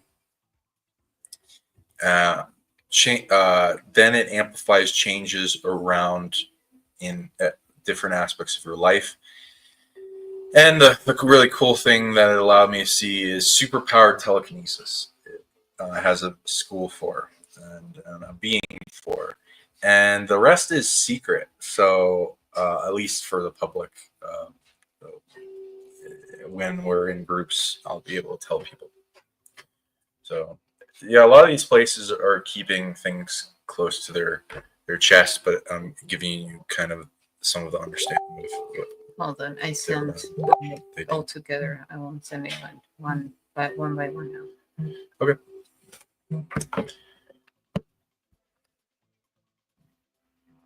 Okay, so here we have another series of, like chambers and gateways. So we can, there are different layers or stages of interaction of the beings that were in these areas. And so first we have the ones that built them, and the main purpose for what they were built for. Then we have the ones that came after and that started using those mostly as in a spiritual, for a spiritual purpose, But before, there were also like a lot of technology involved along with the things underground. So when it comes to this, to these portals that we see, this one again is showing the entrance of Xibalba. So it's the gateway of descension and ascension, and the level of ascension that this provides is actually, it's very connected to the one in Uxmal, to the pyramid in Uxmal, the frequency. So you can manifest a lot of magic in this, through these codes, the codes of this place. It's also another phone booth. You can connect with different with different galaxies, with different universes, with different star systems through this through that phone booth. And actually, you can there can even be a factor of it's of transfiguration. So this is huge. When we talk about transfiguration, is when your physical body starts to manifest variations like eye color, like face features, your height, or the length of your feet, the size of your feet, like all of this that also happen, like after years of like very disciplined, after a very disciplined technique, following a very disciplined technique. We hear a lot of these cases, for instance, now there are more common. But when you're talking about like a huge transfiguration, you are also talking about a high level of ascension, even going into a luminous body, so. And all these entrances, for instance, to the underworld, as how they say again, it's like for the Egyptians, when they, and I'm going to be showing a new upcoming post where I show how the rainbow body that the Tibetan monks, it's a form of mummification, like not that they were mummifying them, but the body becomes into that state of like a mummy, which was very connected to what the Egyptians were doing. So there's a huge symbology. So yeah, it's going to be huge, that post. Anyway, now in connection to this, when they would like put in capsules the bodies of ascended beings going through the rainbow body in ancient Egypt, what they were doing is a form to actually, at some point, the capsules would be activated and going through the stargates of the mountain and then access into a very specific pathway that now, again, scientifically has been proved that is connected to, well, this hasn't been proved yet, the existence of the hot local bubble, that plasma tunnel that is connecting to Sirius, and that is connecting to, therefore, Orion and Centaurus and other constellations and star systems. And I had talked about this at some point, that that Anubis and all that process is referring to an access, a pathway that we need to transit before reaching Orion. That we need to go to Sirius, through Sirius, through Canis Major and well, Minor, like all that transit and then getting to Orion. So all these are portals to that transit, center of the Earth, and accessing through those plasma tunnels, and then going through Canis Major and Minor, and then reaching Orion. So that's one aspect, and only this is granted. You didn't need to leave the body. You could go and come.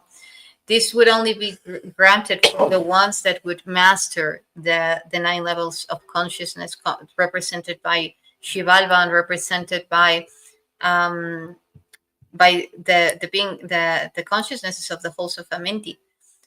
That will be such powerful activations, very powerful activations. Very excited for that. I already talked about this one. Okay, so then we have Itzna. Do you want to go first? Yeah, go first. Okay, 1 second. Okay, and the pictures you sent me were for the cave. That's which cave? There's 2. Okay, okay. How about the bee cave? No. Oh, I don't have. It's because it's barely known by the public. Oh, barely. Okay. Well, send me a telepathic message about it if you know anything, so I can log on. Okay. So this one's as. Oh yeah, this one. Okay. Okay. Yeah, this one. Yeah, this was a little crazy and hard to tune into it. It took me a while to figure out what the heck's going on here. It has a stargate, so it's connected to another star system, and that ferries spirits back and forth between them. And that can be opened up, and then that has a bunch of ET bases underground having to do with that, so we can connect to different ET races. We'll see what's going on there. There's, oh boy, yeah, this was so. Let me kind of, I guess, build up to this. It's so there. Some of the things it has a waterfall blessing of life improvement energy. It can grant animal spirits as support, which is awesome. And yeah, it's a little crazy. So it has a really kind of hard to believe god that's connected to it. So it has a heaven realm that's the size. So it's a really big one. It's an ancient one that governs over multiple universes. It was a little awe-inspiring, like tuning into it. So it's bigger than the universe, the multiverse, the ultraverse, all the micro time and space, and the micro source of all sources. It's as big as that. So it's a really big realm. It's ancient, and it has gods within it that have this interesting thing that's about. So it's got a fountain of birthing new light spirits of a connected tree of spirits having to do with it. That has to do with the Stargate and has the power of nebula in it. And then what came to my mind, because it was really hard to translate, so it was like piecing together concepts. It brought me to the understanding of it was like a sand castle, but as if the sand castle, each grain of sand is a universe. Of all the universes are grains of sand, and the castle is made of all of them, and is going into the goals of consciousness, held together in unity towards the universal uh, goals, the goals of all the universes involved, and has God's governing over this, and that's what the heaven realm is connected to. And so it's kind of a hard concept to grasp, but it's as if all the universes, micro and macro, are like knit together and connected with this structure of governing gods that help govern their goal expansion. And then, do you have the slide for this zero one after this? Yeah. Okay. Okay, so it's now, I agree what he was saying. Actually, it's the other place that I was saying that connects to that tree of life that for the Mayan is so important. They call it's related to the ceiba. It's a sacred tree, a very sacred tree, and it is the connection to the Orion's Nebula. So it has a stargate connecting there, and this is one of the places that Itzamna planted the the biggest amount of seeds. And by this, I mean there are a lot of codes anchored there related to the origin of humanity, related to the origin of what is related to the Mayan and the Mesoamerican civilizations. And you can tune actually into that information, yet there has to be like very specific protocol for that, and we will be talking that in presence. But yeah, it involves a very specific harmonics that you need to create in very specific points of that place that are connecting to other places in the very same area. Yeah, there's way more stuff than what we're allowed to say publicly with each of these things. Yeah. More of the secret stuff that not everyone's allowed to have. Okay, so what I tune into this, bro means witch. I don't, bro. So there's definitely a lot of magic here. Now I was mostly reading. It's kind of what's allowed to be said about the area is it will upgrade you in rainmaker abilities and amplifying abundance in food, crops, and ability to provide for yourself and family. So that's what I was mostly reading with what I was allowed to see. And then, there's some heaven realm stuff with it, a being having to do with that. Though I think there's way more of a secret history going on here. And I was in the researching it, it said it's worth it understanding the history. So we'll probably getting people involved in that. Yeah, this has a very specific energy that only wants to be unveiled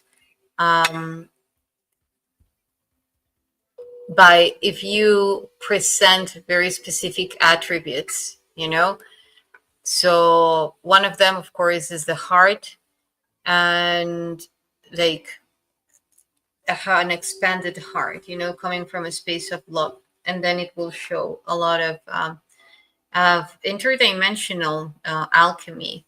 And let's say this is a very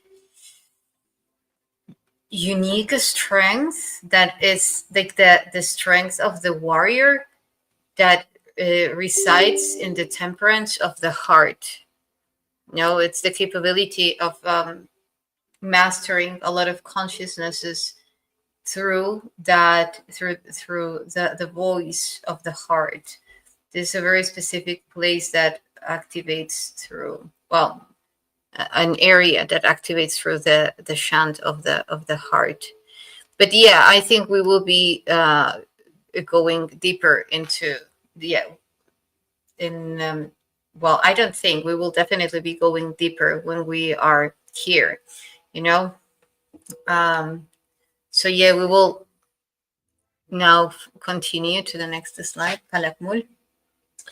All right, so I'm excited about this place because it's really hard to find places that amplify super strength. There's with the fall of Atlantis, a lot of the overpowered abilities that protect the place get hammered pretty hard. And so a lot of the founders and gods of super strength have gone missing or captured, imprisoned, or destroyed or devoured. So I want to help solve that and restore that system so that people can have super strength and earn it in this reality, and then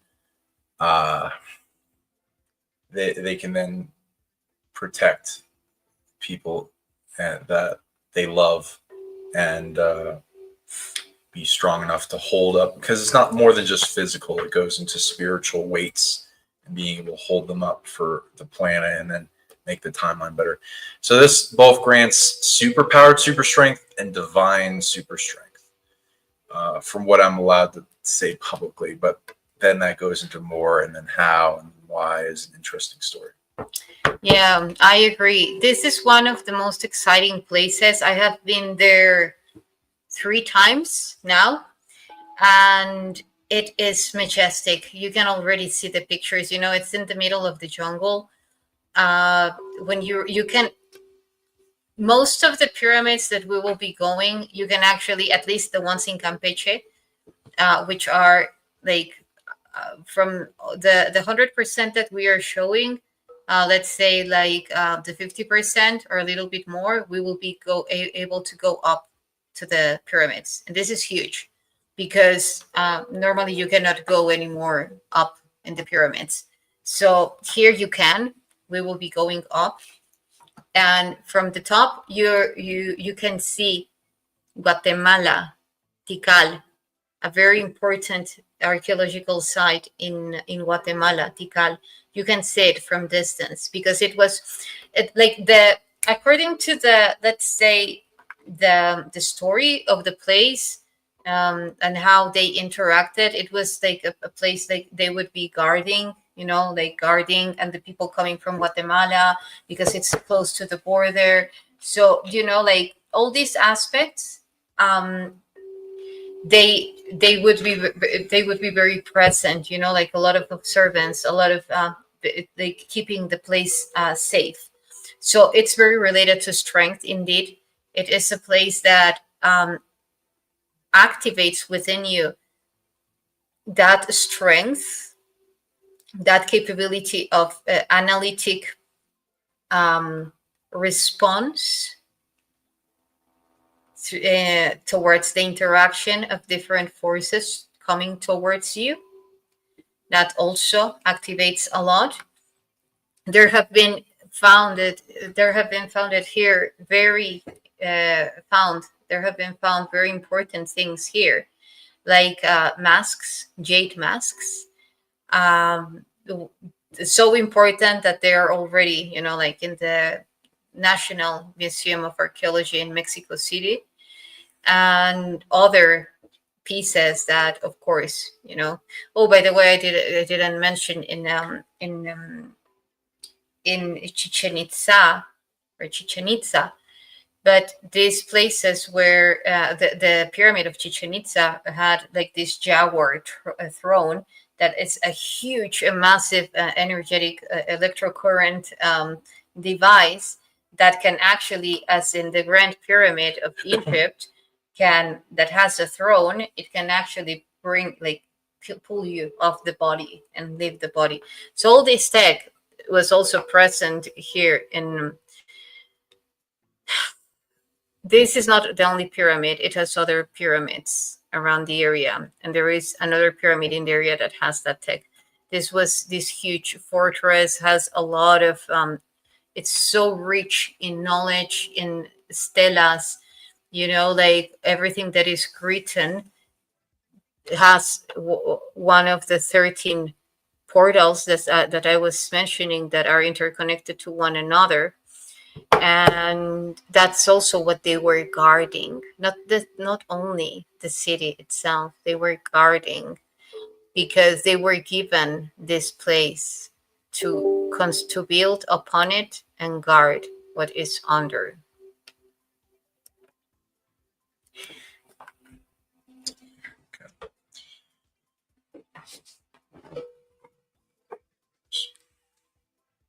Oh boy. Yeah, this one. So here's another one I'm really excited about. So it is rare. This is one of the more rare places of power that there's barely any that exist, and so it has a heaven realm that connects to a god, and it has a bunch of divine abilities. So it's got divine antidote for evil, divine exorcism, and the one of the more overpowered abilities, um, divine depossession, which is like I've got anyone that watches my show knows I hammer on this. It's ability I learn, I teach. I'm the only one that knows how to do it from a distance and an overpowered way. It's a pain in the ass to learn. You got to go through a lot of steps. So even like having access to this ability through a place of power that will work with you, extremely useful, extremely rare. So that would make it so much easier and amplifies if you have depossession ability, which barely would imagine has. It's so useful. So many beings constantly hit me up asking me to use this ability for them and place of power. So I use it all the time, every day. So incredibly useful, this place of power, having you as your friend. Yeah. So big things with that. Oof.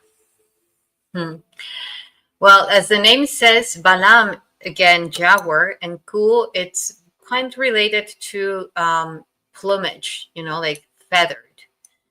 And now there is a very interesting prophecy related to the jaguars. So it's a huge process of going and diving deep into the shadows, and then coming into wholeness, into righteousness, and then becoming that force, that righteous force that comes and brings order into humanity. So it's a beautiful process that shows, like what mainly the pathway of this reality comes to. And now when it comes to Balaam, to this place, it is showing that after bringing all that you bring all that consciousness, that righteousness into the humanity, to put order, is because you have received your wings.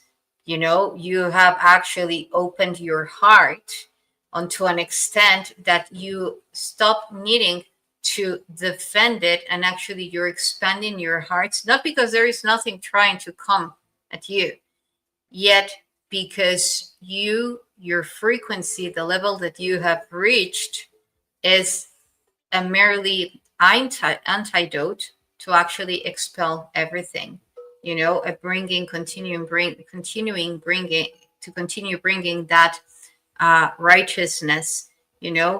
Um, it also has a huge connection, a huge portal to the Earth's maternal consciousness, and even a being that gave birth to a lot of beings that later on breeded through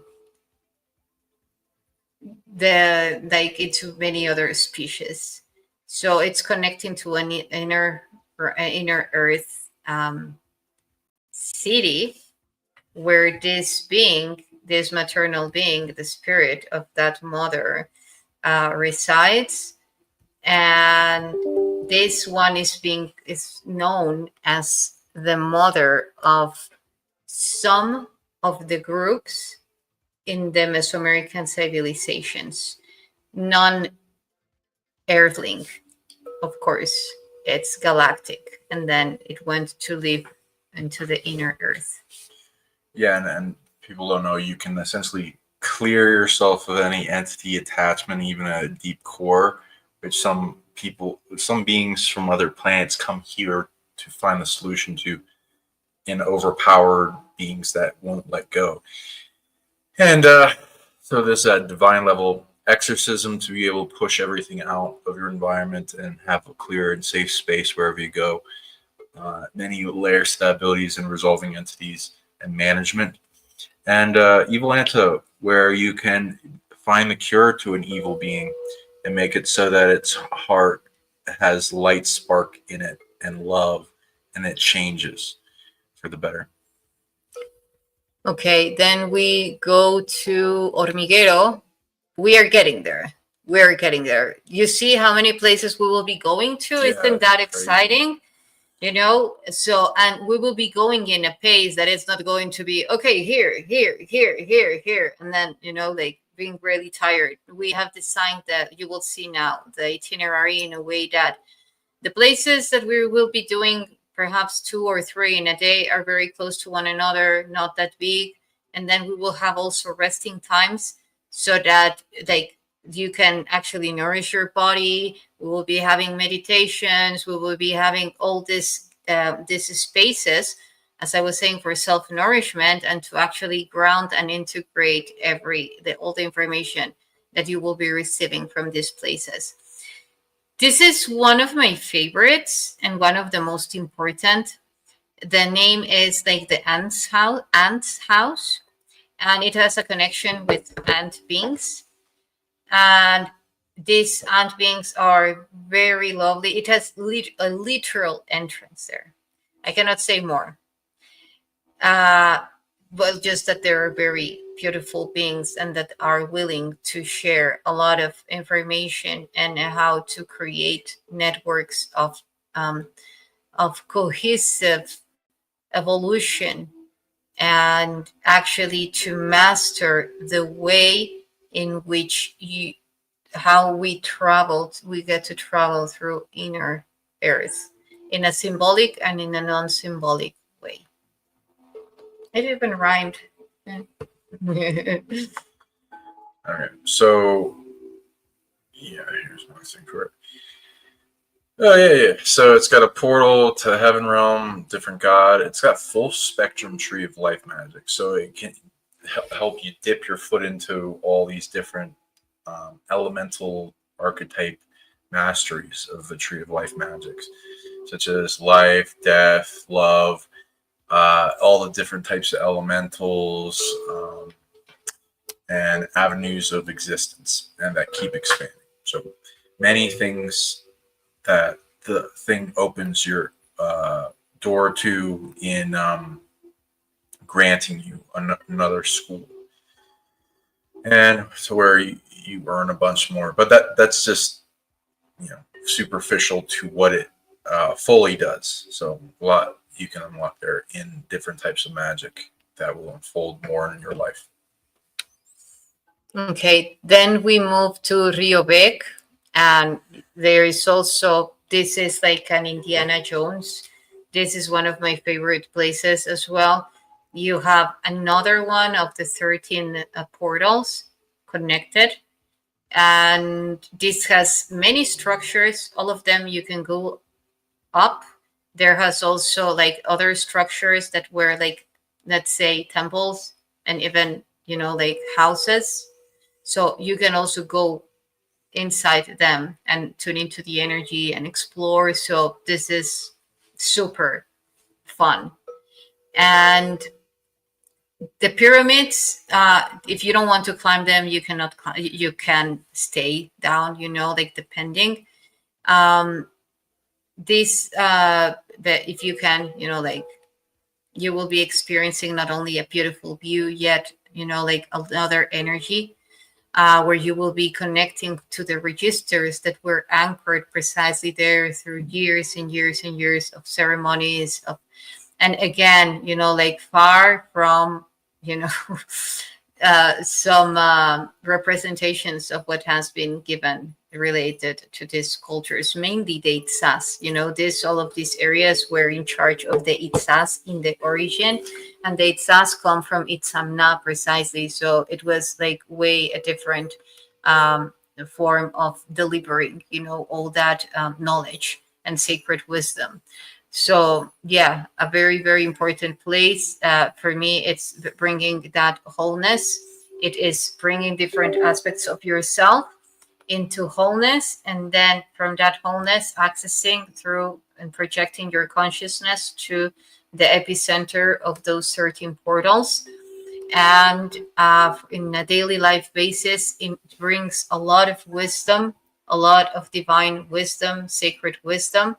It's very connected to the spirit of the butterflies as well. So then that capability of mastering the inner transformation into the capability of moving up from a limited form of perception into the vastness of the source, and applying to that consciousness, those consciousnesses like the butterfly tech, which is a very subtle form of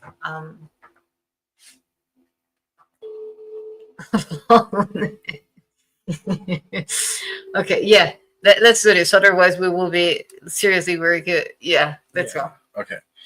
So yeah, we gotta end the show soon, so Yeah. we're gonna rush through. Sorry. If you want to know more, you can always ask questions. Yes.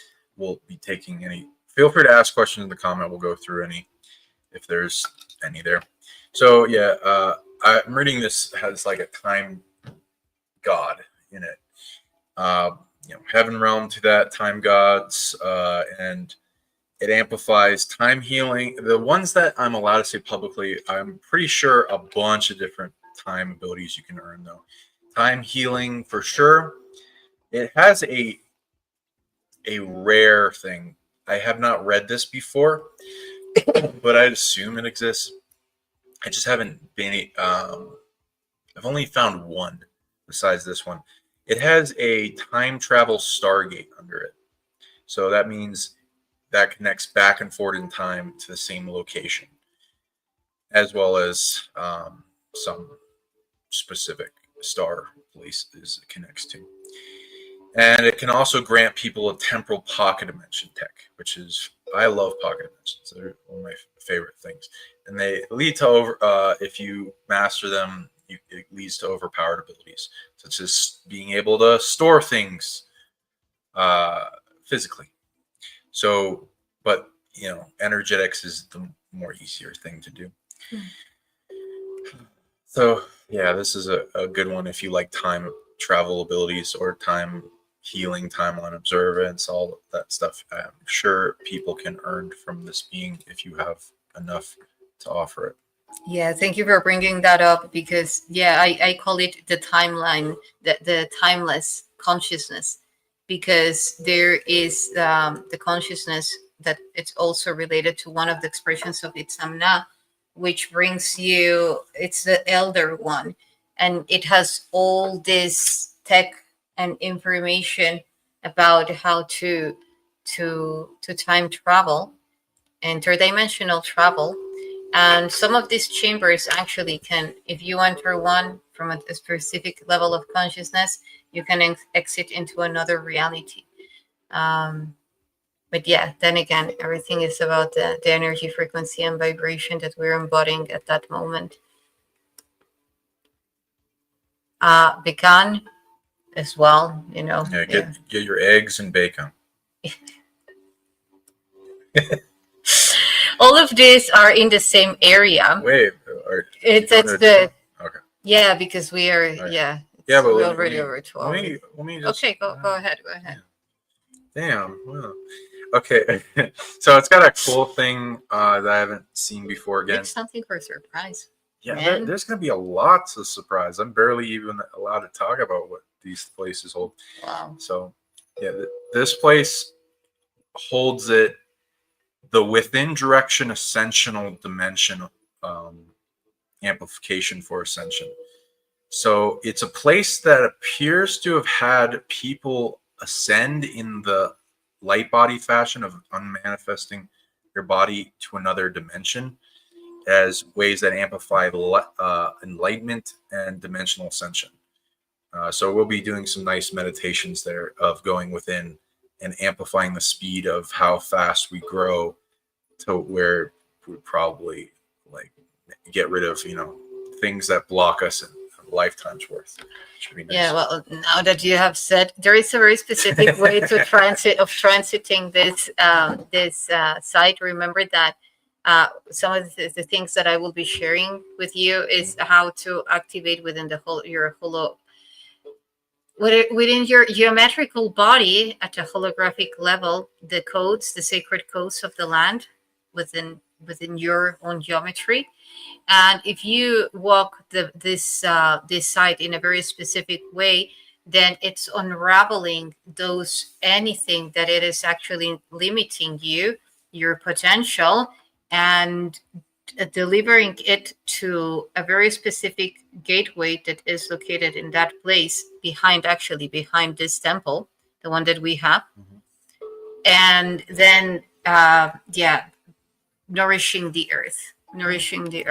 Yeah, just one thing.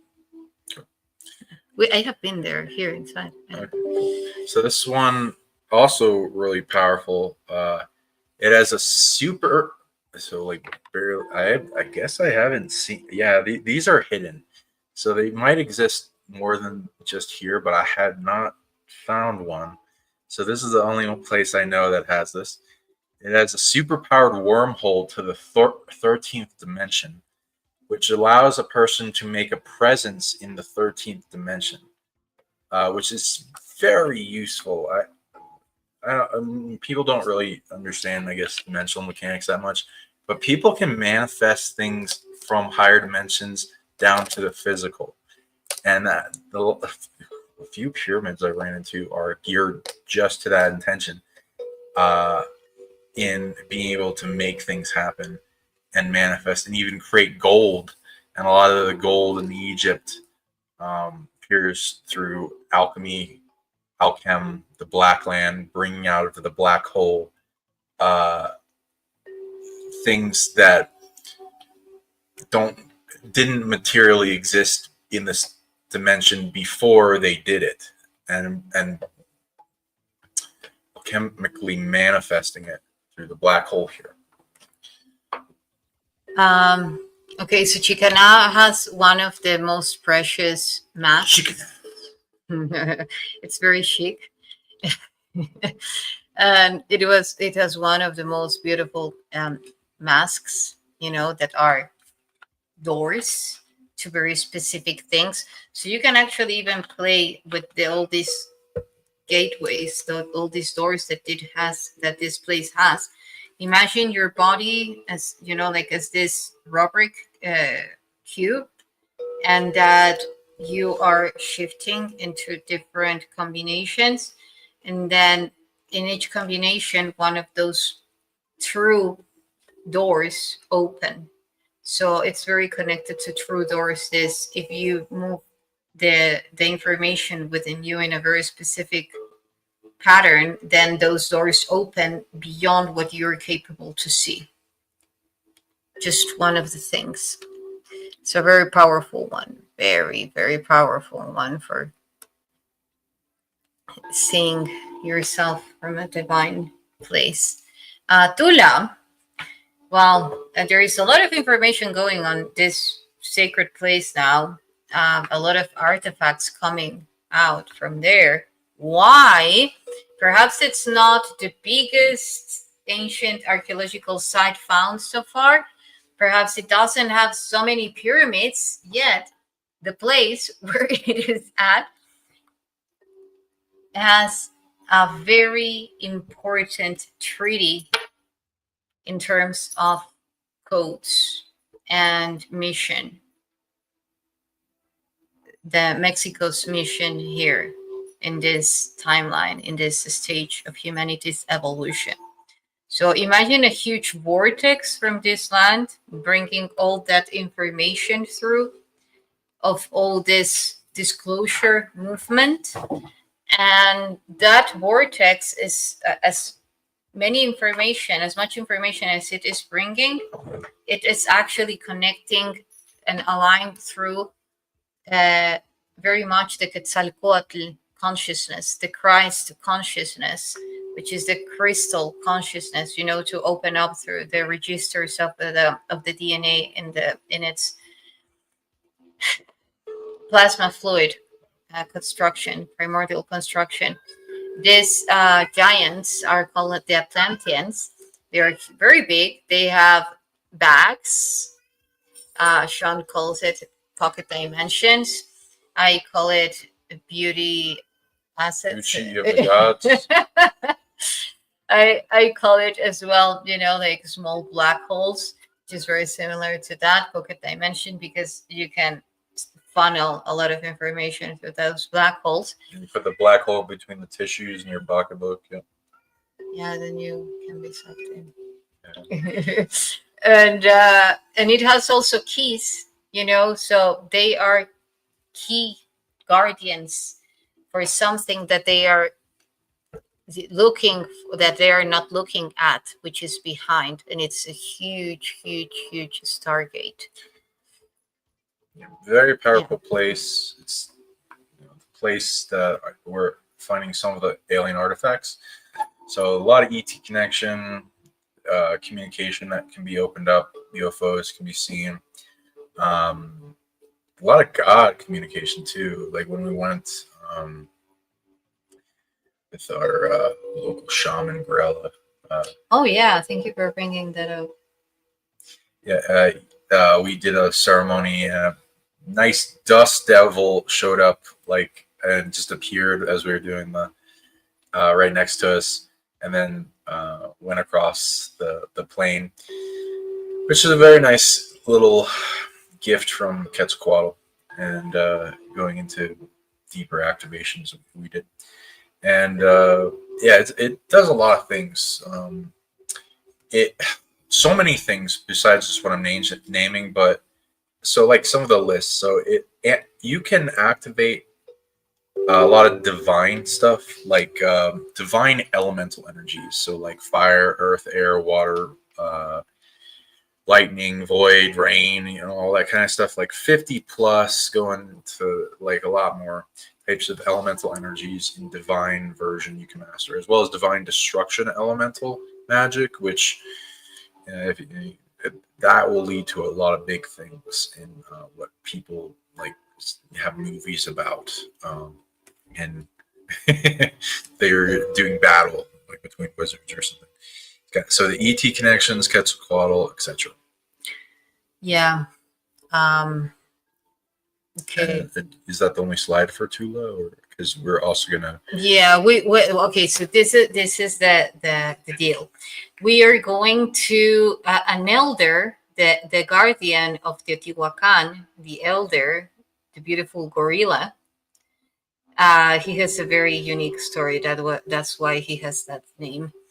And he is going to come with us, and we will be doing a ceremony inside the ancient site, which is not allowed normally, but we will be able to do a ceremony there. And then we will be going to visit the elder of Tula and having a beautiful surprise for us to connect it at a deeper level with precisely some ET groups which seeds are imprinted in the land in many ways, such as artifacts and codes, and So big surprise. The things we're finding, right? Yeah. Connections with that. Yeah, and we could be sharing so much more about each one of the places, but really we want to keep more to share with you in presence. Oh, one of my things I'm so happy and excited to do. Right. If you like hot springs, this is the trip for you. And magical places outdoor with waterfalls and so much beauty. I don't know what I'm gonna be there all the time. Yeah, I love hot springs. So, yeah, this is your bucket list thing. Yeah, just for this, and it's right next to Tula. So there's a lot of ET stuff around. So we will be able to make big impacts and probably get a lot of ET attention. And we're going to be opening the crap out of people's hearts to where they can feel intense amounts of love. This is also what this place is really good at. I was a little shocked in reading what it's good at. We go into superhuman love, and we've done that with Egypt and stuff. This stuff has like superpowered. So there's a lot of different authorities for love here: superpowered love, divine love, gods of love. The source of love is touched down here, and so you can earn all of that tech, and which is one of the biggest purposes for existing in a human body in this realm, is to amplify your love to whole new levels. So this is gonna do it for you. And we're gonna run people through meditations to achieve new levels of love and make it resilient, so they can take it home with them and affect everyone's lives and make everything better, including amplify all their abilities. This also grants over 2,000 positive emotion generators, and that you can earn and master, which like I'm trying to find another word than love.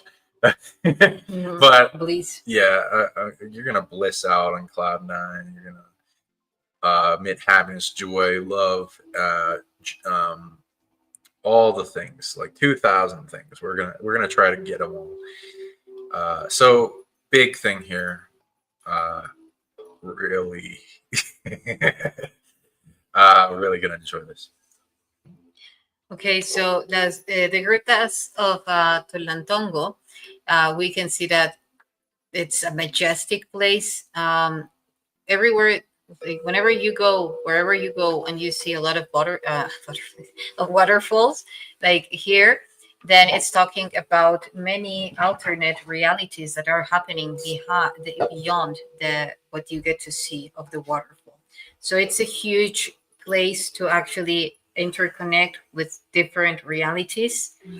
And if you like, you can even tune into what realities want to be want to be shown to you, and then going through those aspects, because there are a lot of the realities that reside behind them are very interconnected to a lot of abundance and prosperity at many levels. So this is also a very good way to connect with that abundance of love, as Sean was saying, prosperity, recalibrating your body. And you can even see like how each one of the layers would be recalibrating a very specific part of your physical body after all those tours all those trips that we will be doing. Ground all integrated and like get to whole new levels. Yeah, and a lot of ET activity in those mountains, a lot. Yeah. So when we're communing the factor water and then ET community, the water actually works as mirrors, as portals. So, and that's ET what the protocols to summon ETs throughout the trip. That's what the ancient ones did, putting a vessel full of water with obsidian and then getting into a state where they would be merging into that mirror of water and then going into another like connections with the stars and galactic groups. Okay. And you said butterflies, so this is during the time the butterflies are coming in. Oh, yeah. So we're gonna amplify everyone in the monarch and other butterfly magic, so you get an army of butterflies coming with you when you go back home.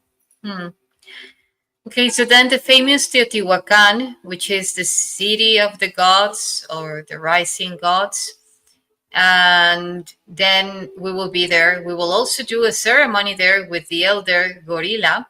So this will be very exciting. Like there is you doing the ceremony in Teotihuacan, like you can be dancing, throughout the way in between pyramid to pyramid and so forth. But doing ceremonies not allowed anymore, unfortunately. So, but we will be doing one, and even in a very Hispanic way. So that will be very, very, very exciting. And yeah, there is so much, like so much that we could talk about Teotihuacan, and that we will be talking, things found and how to activate that ancient tech within you to shine bright, like pyramid connecting to the stars. um, yeah, there are very specific components that reside in that which electromagnetic field is still beaming, so you can actually expand and extend your field, and like expand all that information through your body in a very harmonical way. Not to mention the consciousness of Quetzalcoatl, which is there still, Tlaloc, and which is the god of the water. So all those consciousnesses are there awaiting to tell you a lot of things. Right. And this also represents a map of the solar system, so you can activate your solar system body in unity with all the planets and get them to like you. And this does a lot. There's so many things to that. That if you start, so it's kind of like how that opens up. You start having conversations like a kind of like this, where it's like a Zoom call full of people of all the planets in the solar system, and you start having council meetings and then talking to them and collaborating for unity and what authorities you can all do together, and getting them all to like you, and then them granting you various things for you getting things done. So also it's got the Quetzalcoatl pyramid, which amplifies levity. I'm shortening this so we go fast into this. Levity, so it goes into levitation. It's got a heaven realm connection, divine manifestation, superpowered emotional influence and creation, superpowered rainmaking. That's just some of the stuff. The pyramid of the sun has divine power, heaven realm, superpowered will, various power suns that can activate inside your body. The pyramid of the moon has a heaven realm, goddess, superpowered magic, and divine creational magic for starters. Yeah, and there is now that you mentioned the goddess, there is this gateway that is waiting to be activated, and it's a bridge to the primordial frequency of one of the moons that the Mayan would say that there are two moons, like it's one of those moons, and it's the primordial frequency of that. It's a gateway. So that is also super, like it's a very pure form of it could be related to feminine frequency, Yeah, feminine. and yeah, this of course the sun, the masculine, Quetzalcoatl, the wisdom of both of them. And yeah, we will be seeing a lot of codes, very interesting codes. There's so much more to say about this place that yeah, it would take us like a whole hour, but like we're very excited actually to be able to share all of this with you guys at so many levels, the spiritual, technological, like the psionics, and reaching in order to shape that divinity within. And it's also the time we're going has the festivals that are at peak. Yeah. So a lot of cheaps, but amazing products. Like this Mexico, you can go to town with like your budget, and all kinds of stuff people are selling. So it's so lovely what you're gonna bring back home, and you can bring to people you love, etc. Yeah.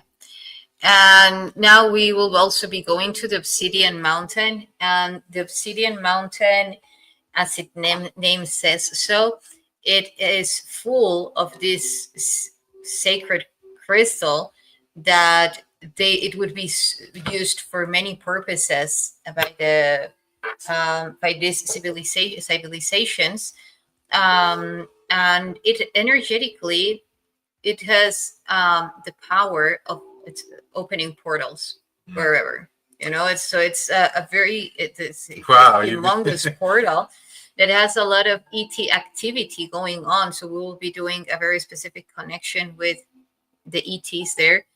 There have been like a lot of sightseeings in that mountain, and it has a direct tunnel to the back part of the moon pyramid. So it's very close to Teotihuacan, and it has an underground tunnel that leads to the moon pyramid. And also, it has a bee cave, a cave full of bees.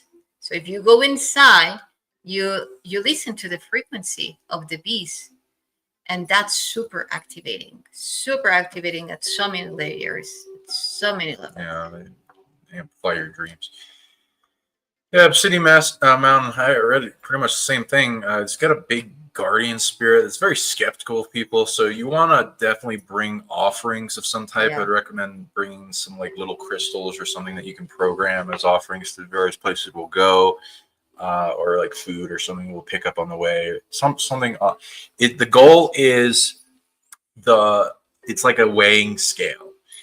You bring equal exchange, and it will grant you something of equal value. So then it approves, and that's what it wanted to tell me. Wanted me to tell you. It's very vocal. It's very good at telepathy, the being.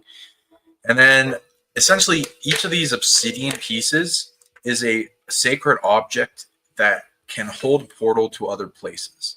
And there's quintillions of places that they can open to. And depending on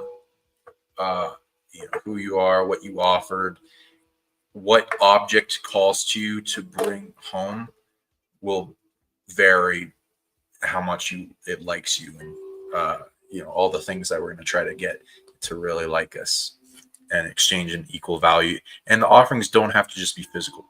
You can offer something up energetically, or skill, or service, or something. As an example. Okay, so Quetzalcoatl's portal, it's very exciting as well, because this land is called Amatlán de Quetzalcoatl, and it's next to Tepoztlán, and we will be there.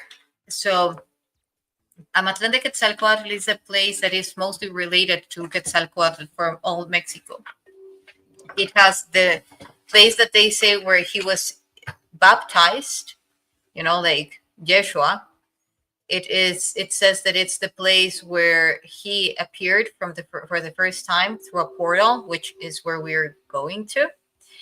And it has also the place that it had a pyramid, a whole humongous pyramid above a mountain just for him. Now there are just the ruins, there is no structure, but ruins. But the frequency is there. And it has also the window to heaven. You can see it here.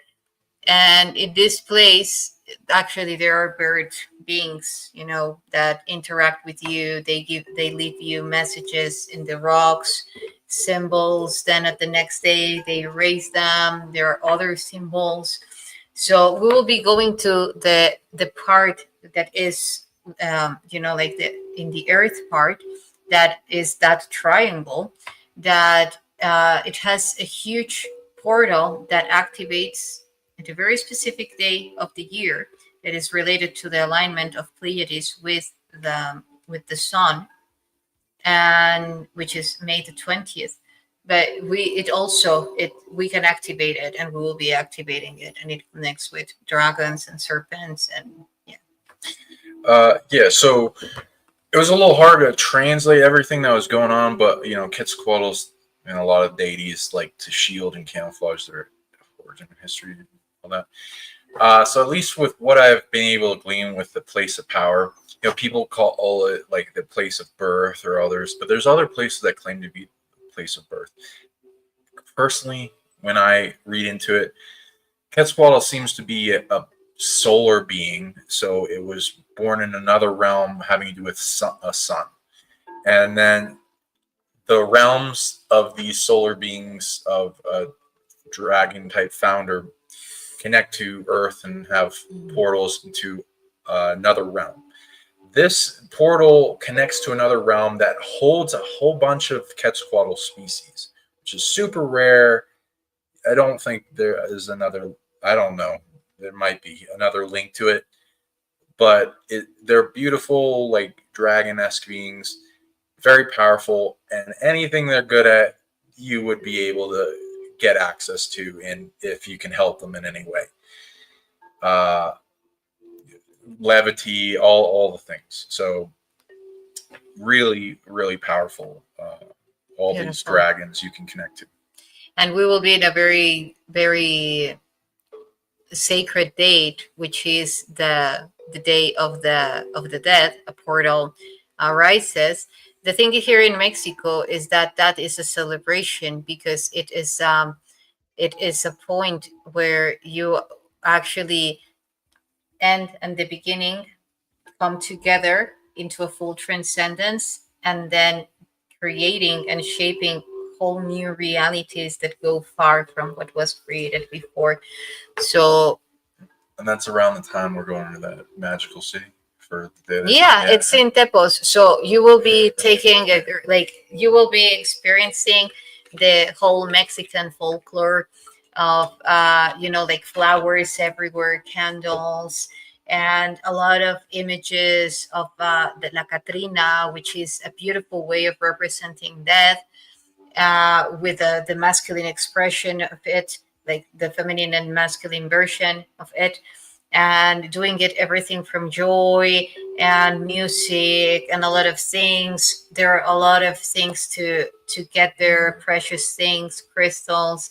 Best Halloween I've ever had. Yeah, is in Mexico. Yeah. Okay, so yeah, and so here is the itinerary.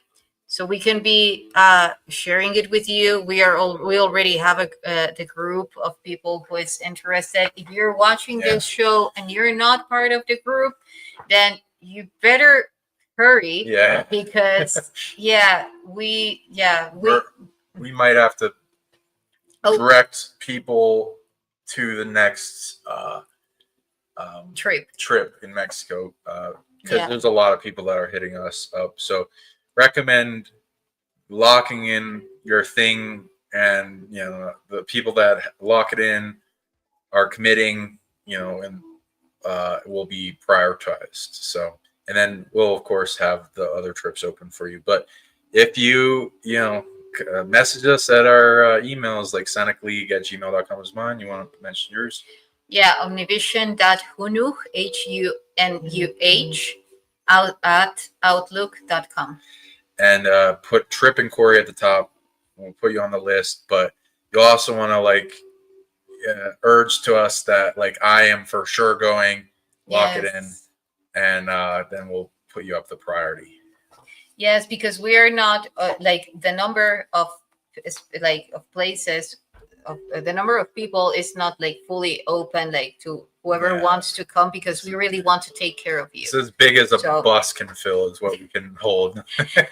No, we really want to take care of you, and to have the correct amount of people to be able to deliver to all of you what you deserve, because you deserve the best. Yeah, we want to give everyone attention too.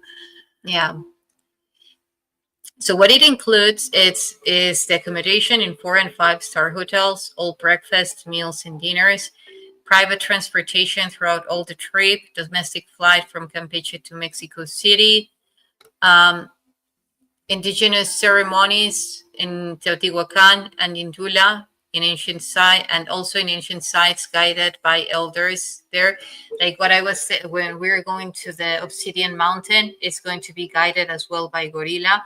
So this is going to be as well super sacred, because he has had actually communication with ETs. He is very much into the topic, and as many of the elders, also our dear elder Max in Tula, and you barely will have to do anything.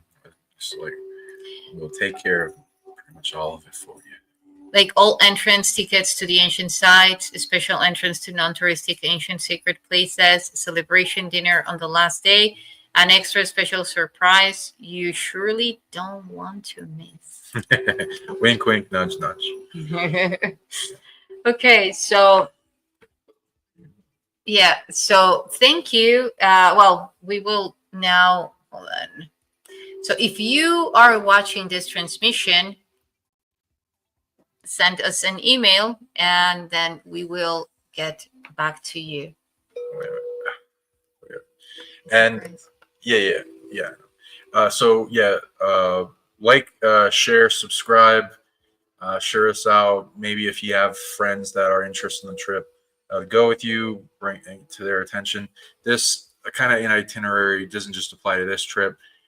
This will kind of show you the concept of our other trips we'll be having in Mexico and other places like Egypt and Japan coming up, and some other things. So we're also doing mystery school, teaching many people all kinds of abilities and how to unlock their greatest self, and going deeper. Any questions in the comments? Yeah, about the mercury. Yeah, James, we know a lot about that. A lot, and not only mercury has been found in a liquid state. There has also powdered mercury that was red powdered mercury, which the name is cinnabar, and that was covering all the pyramids. And then mica, which is a superheat conductor, the one used for the rockets, covering all the pyramids. So a lot of information to share with you. And people, you can run like fringe devices off that stuff. Yeah, it's a lot. So yeah, again, trip inquiry, psionicleague@gmail.com. Act fast if you can.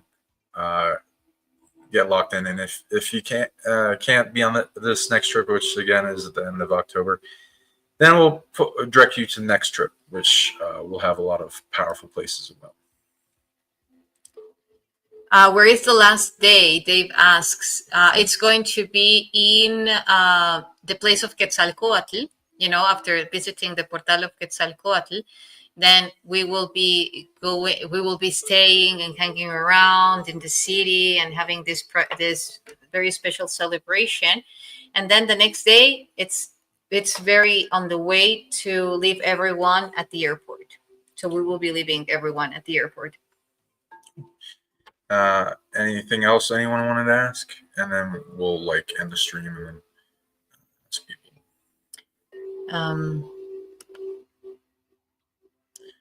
Not seeing it. Okay. Well, see you all later. Thank you for tuning into the stream, and feel free to share it out and act while you can. Yes, thank you all. Thank you for your comments. Okay. Love you all. Want to say about the pricing, compared to our competitors? Oh, we're cheaper. Woo!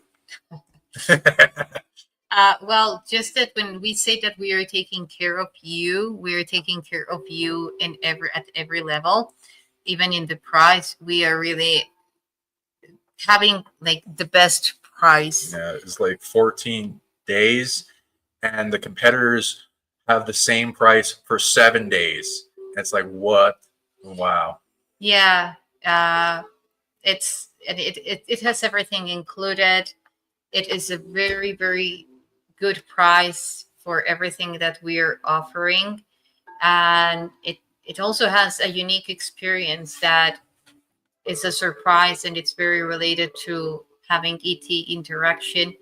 So interaction with ETs. So it's if you feel the resonance in your heart and the calling, then just do whatever it needs to be here with us, and it will be a life-changing experience. This we tell you for sure. Yeah, sometimes the earth makes a call. Will you answer? In helping change this world, activate these places of power, make the world a better place, open them up to where it spreads and evolves the consciousness of the planet, North America, South America. This will change the timeline dramatically and yourself for the better. So act while you can. The call of greatness is ringing. Will you pick up? See you guys later. Until next time, who knew? Love you all.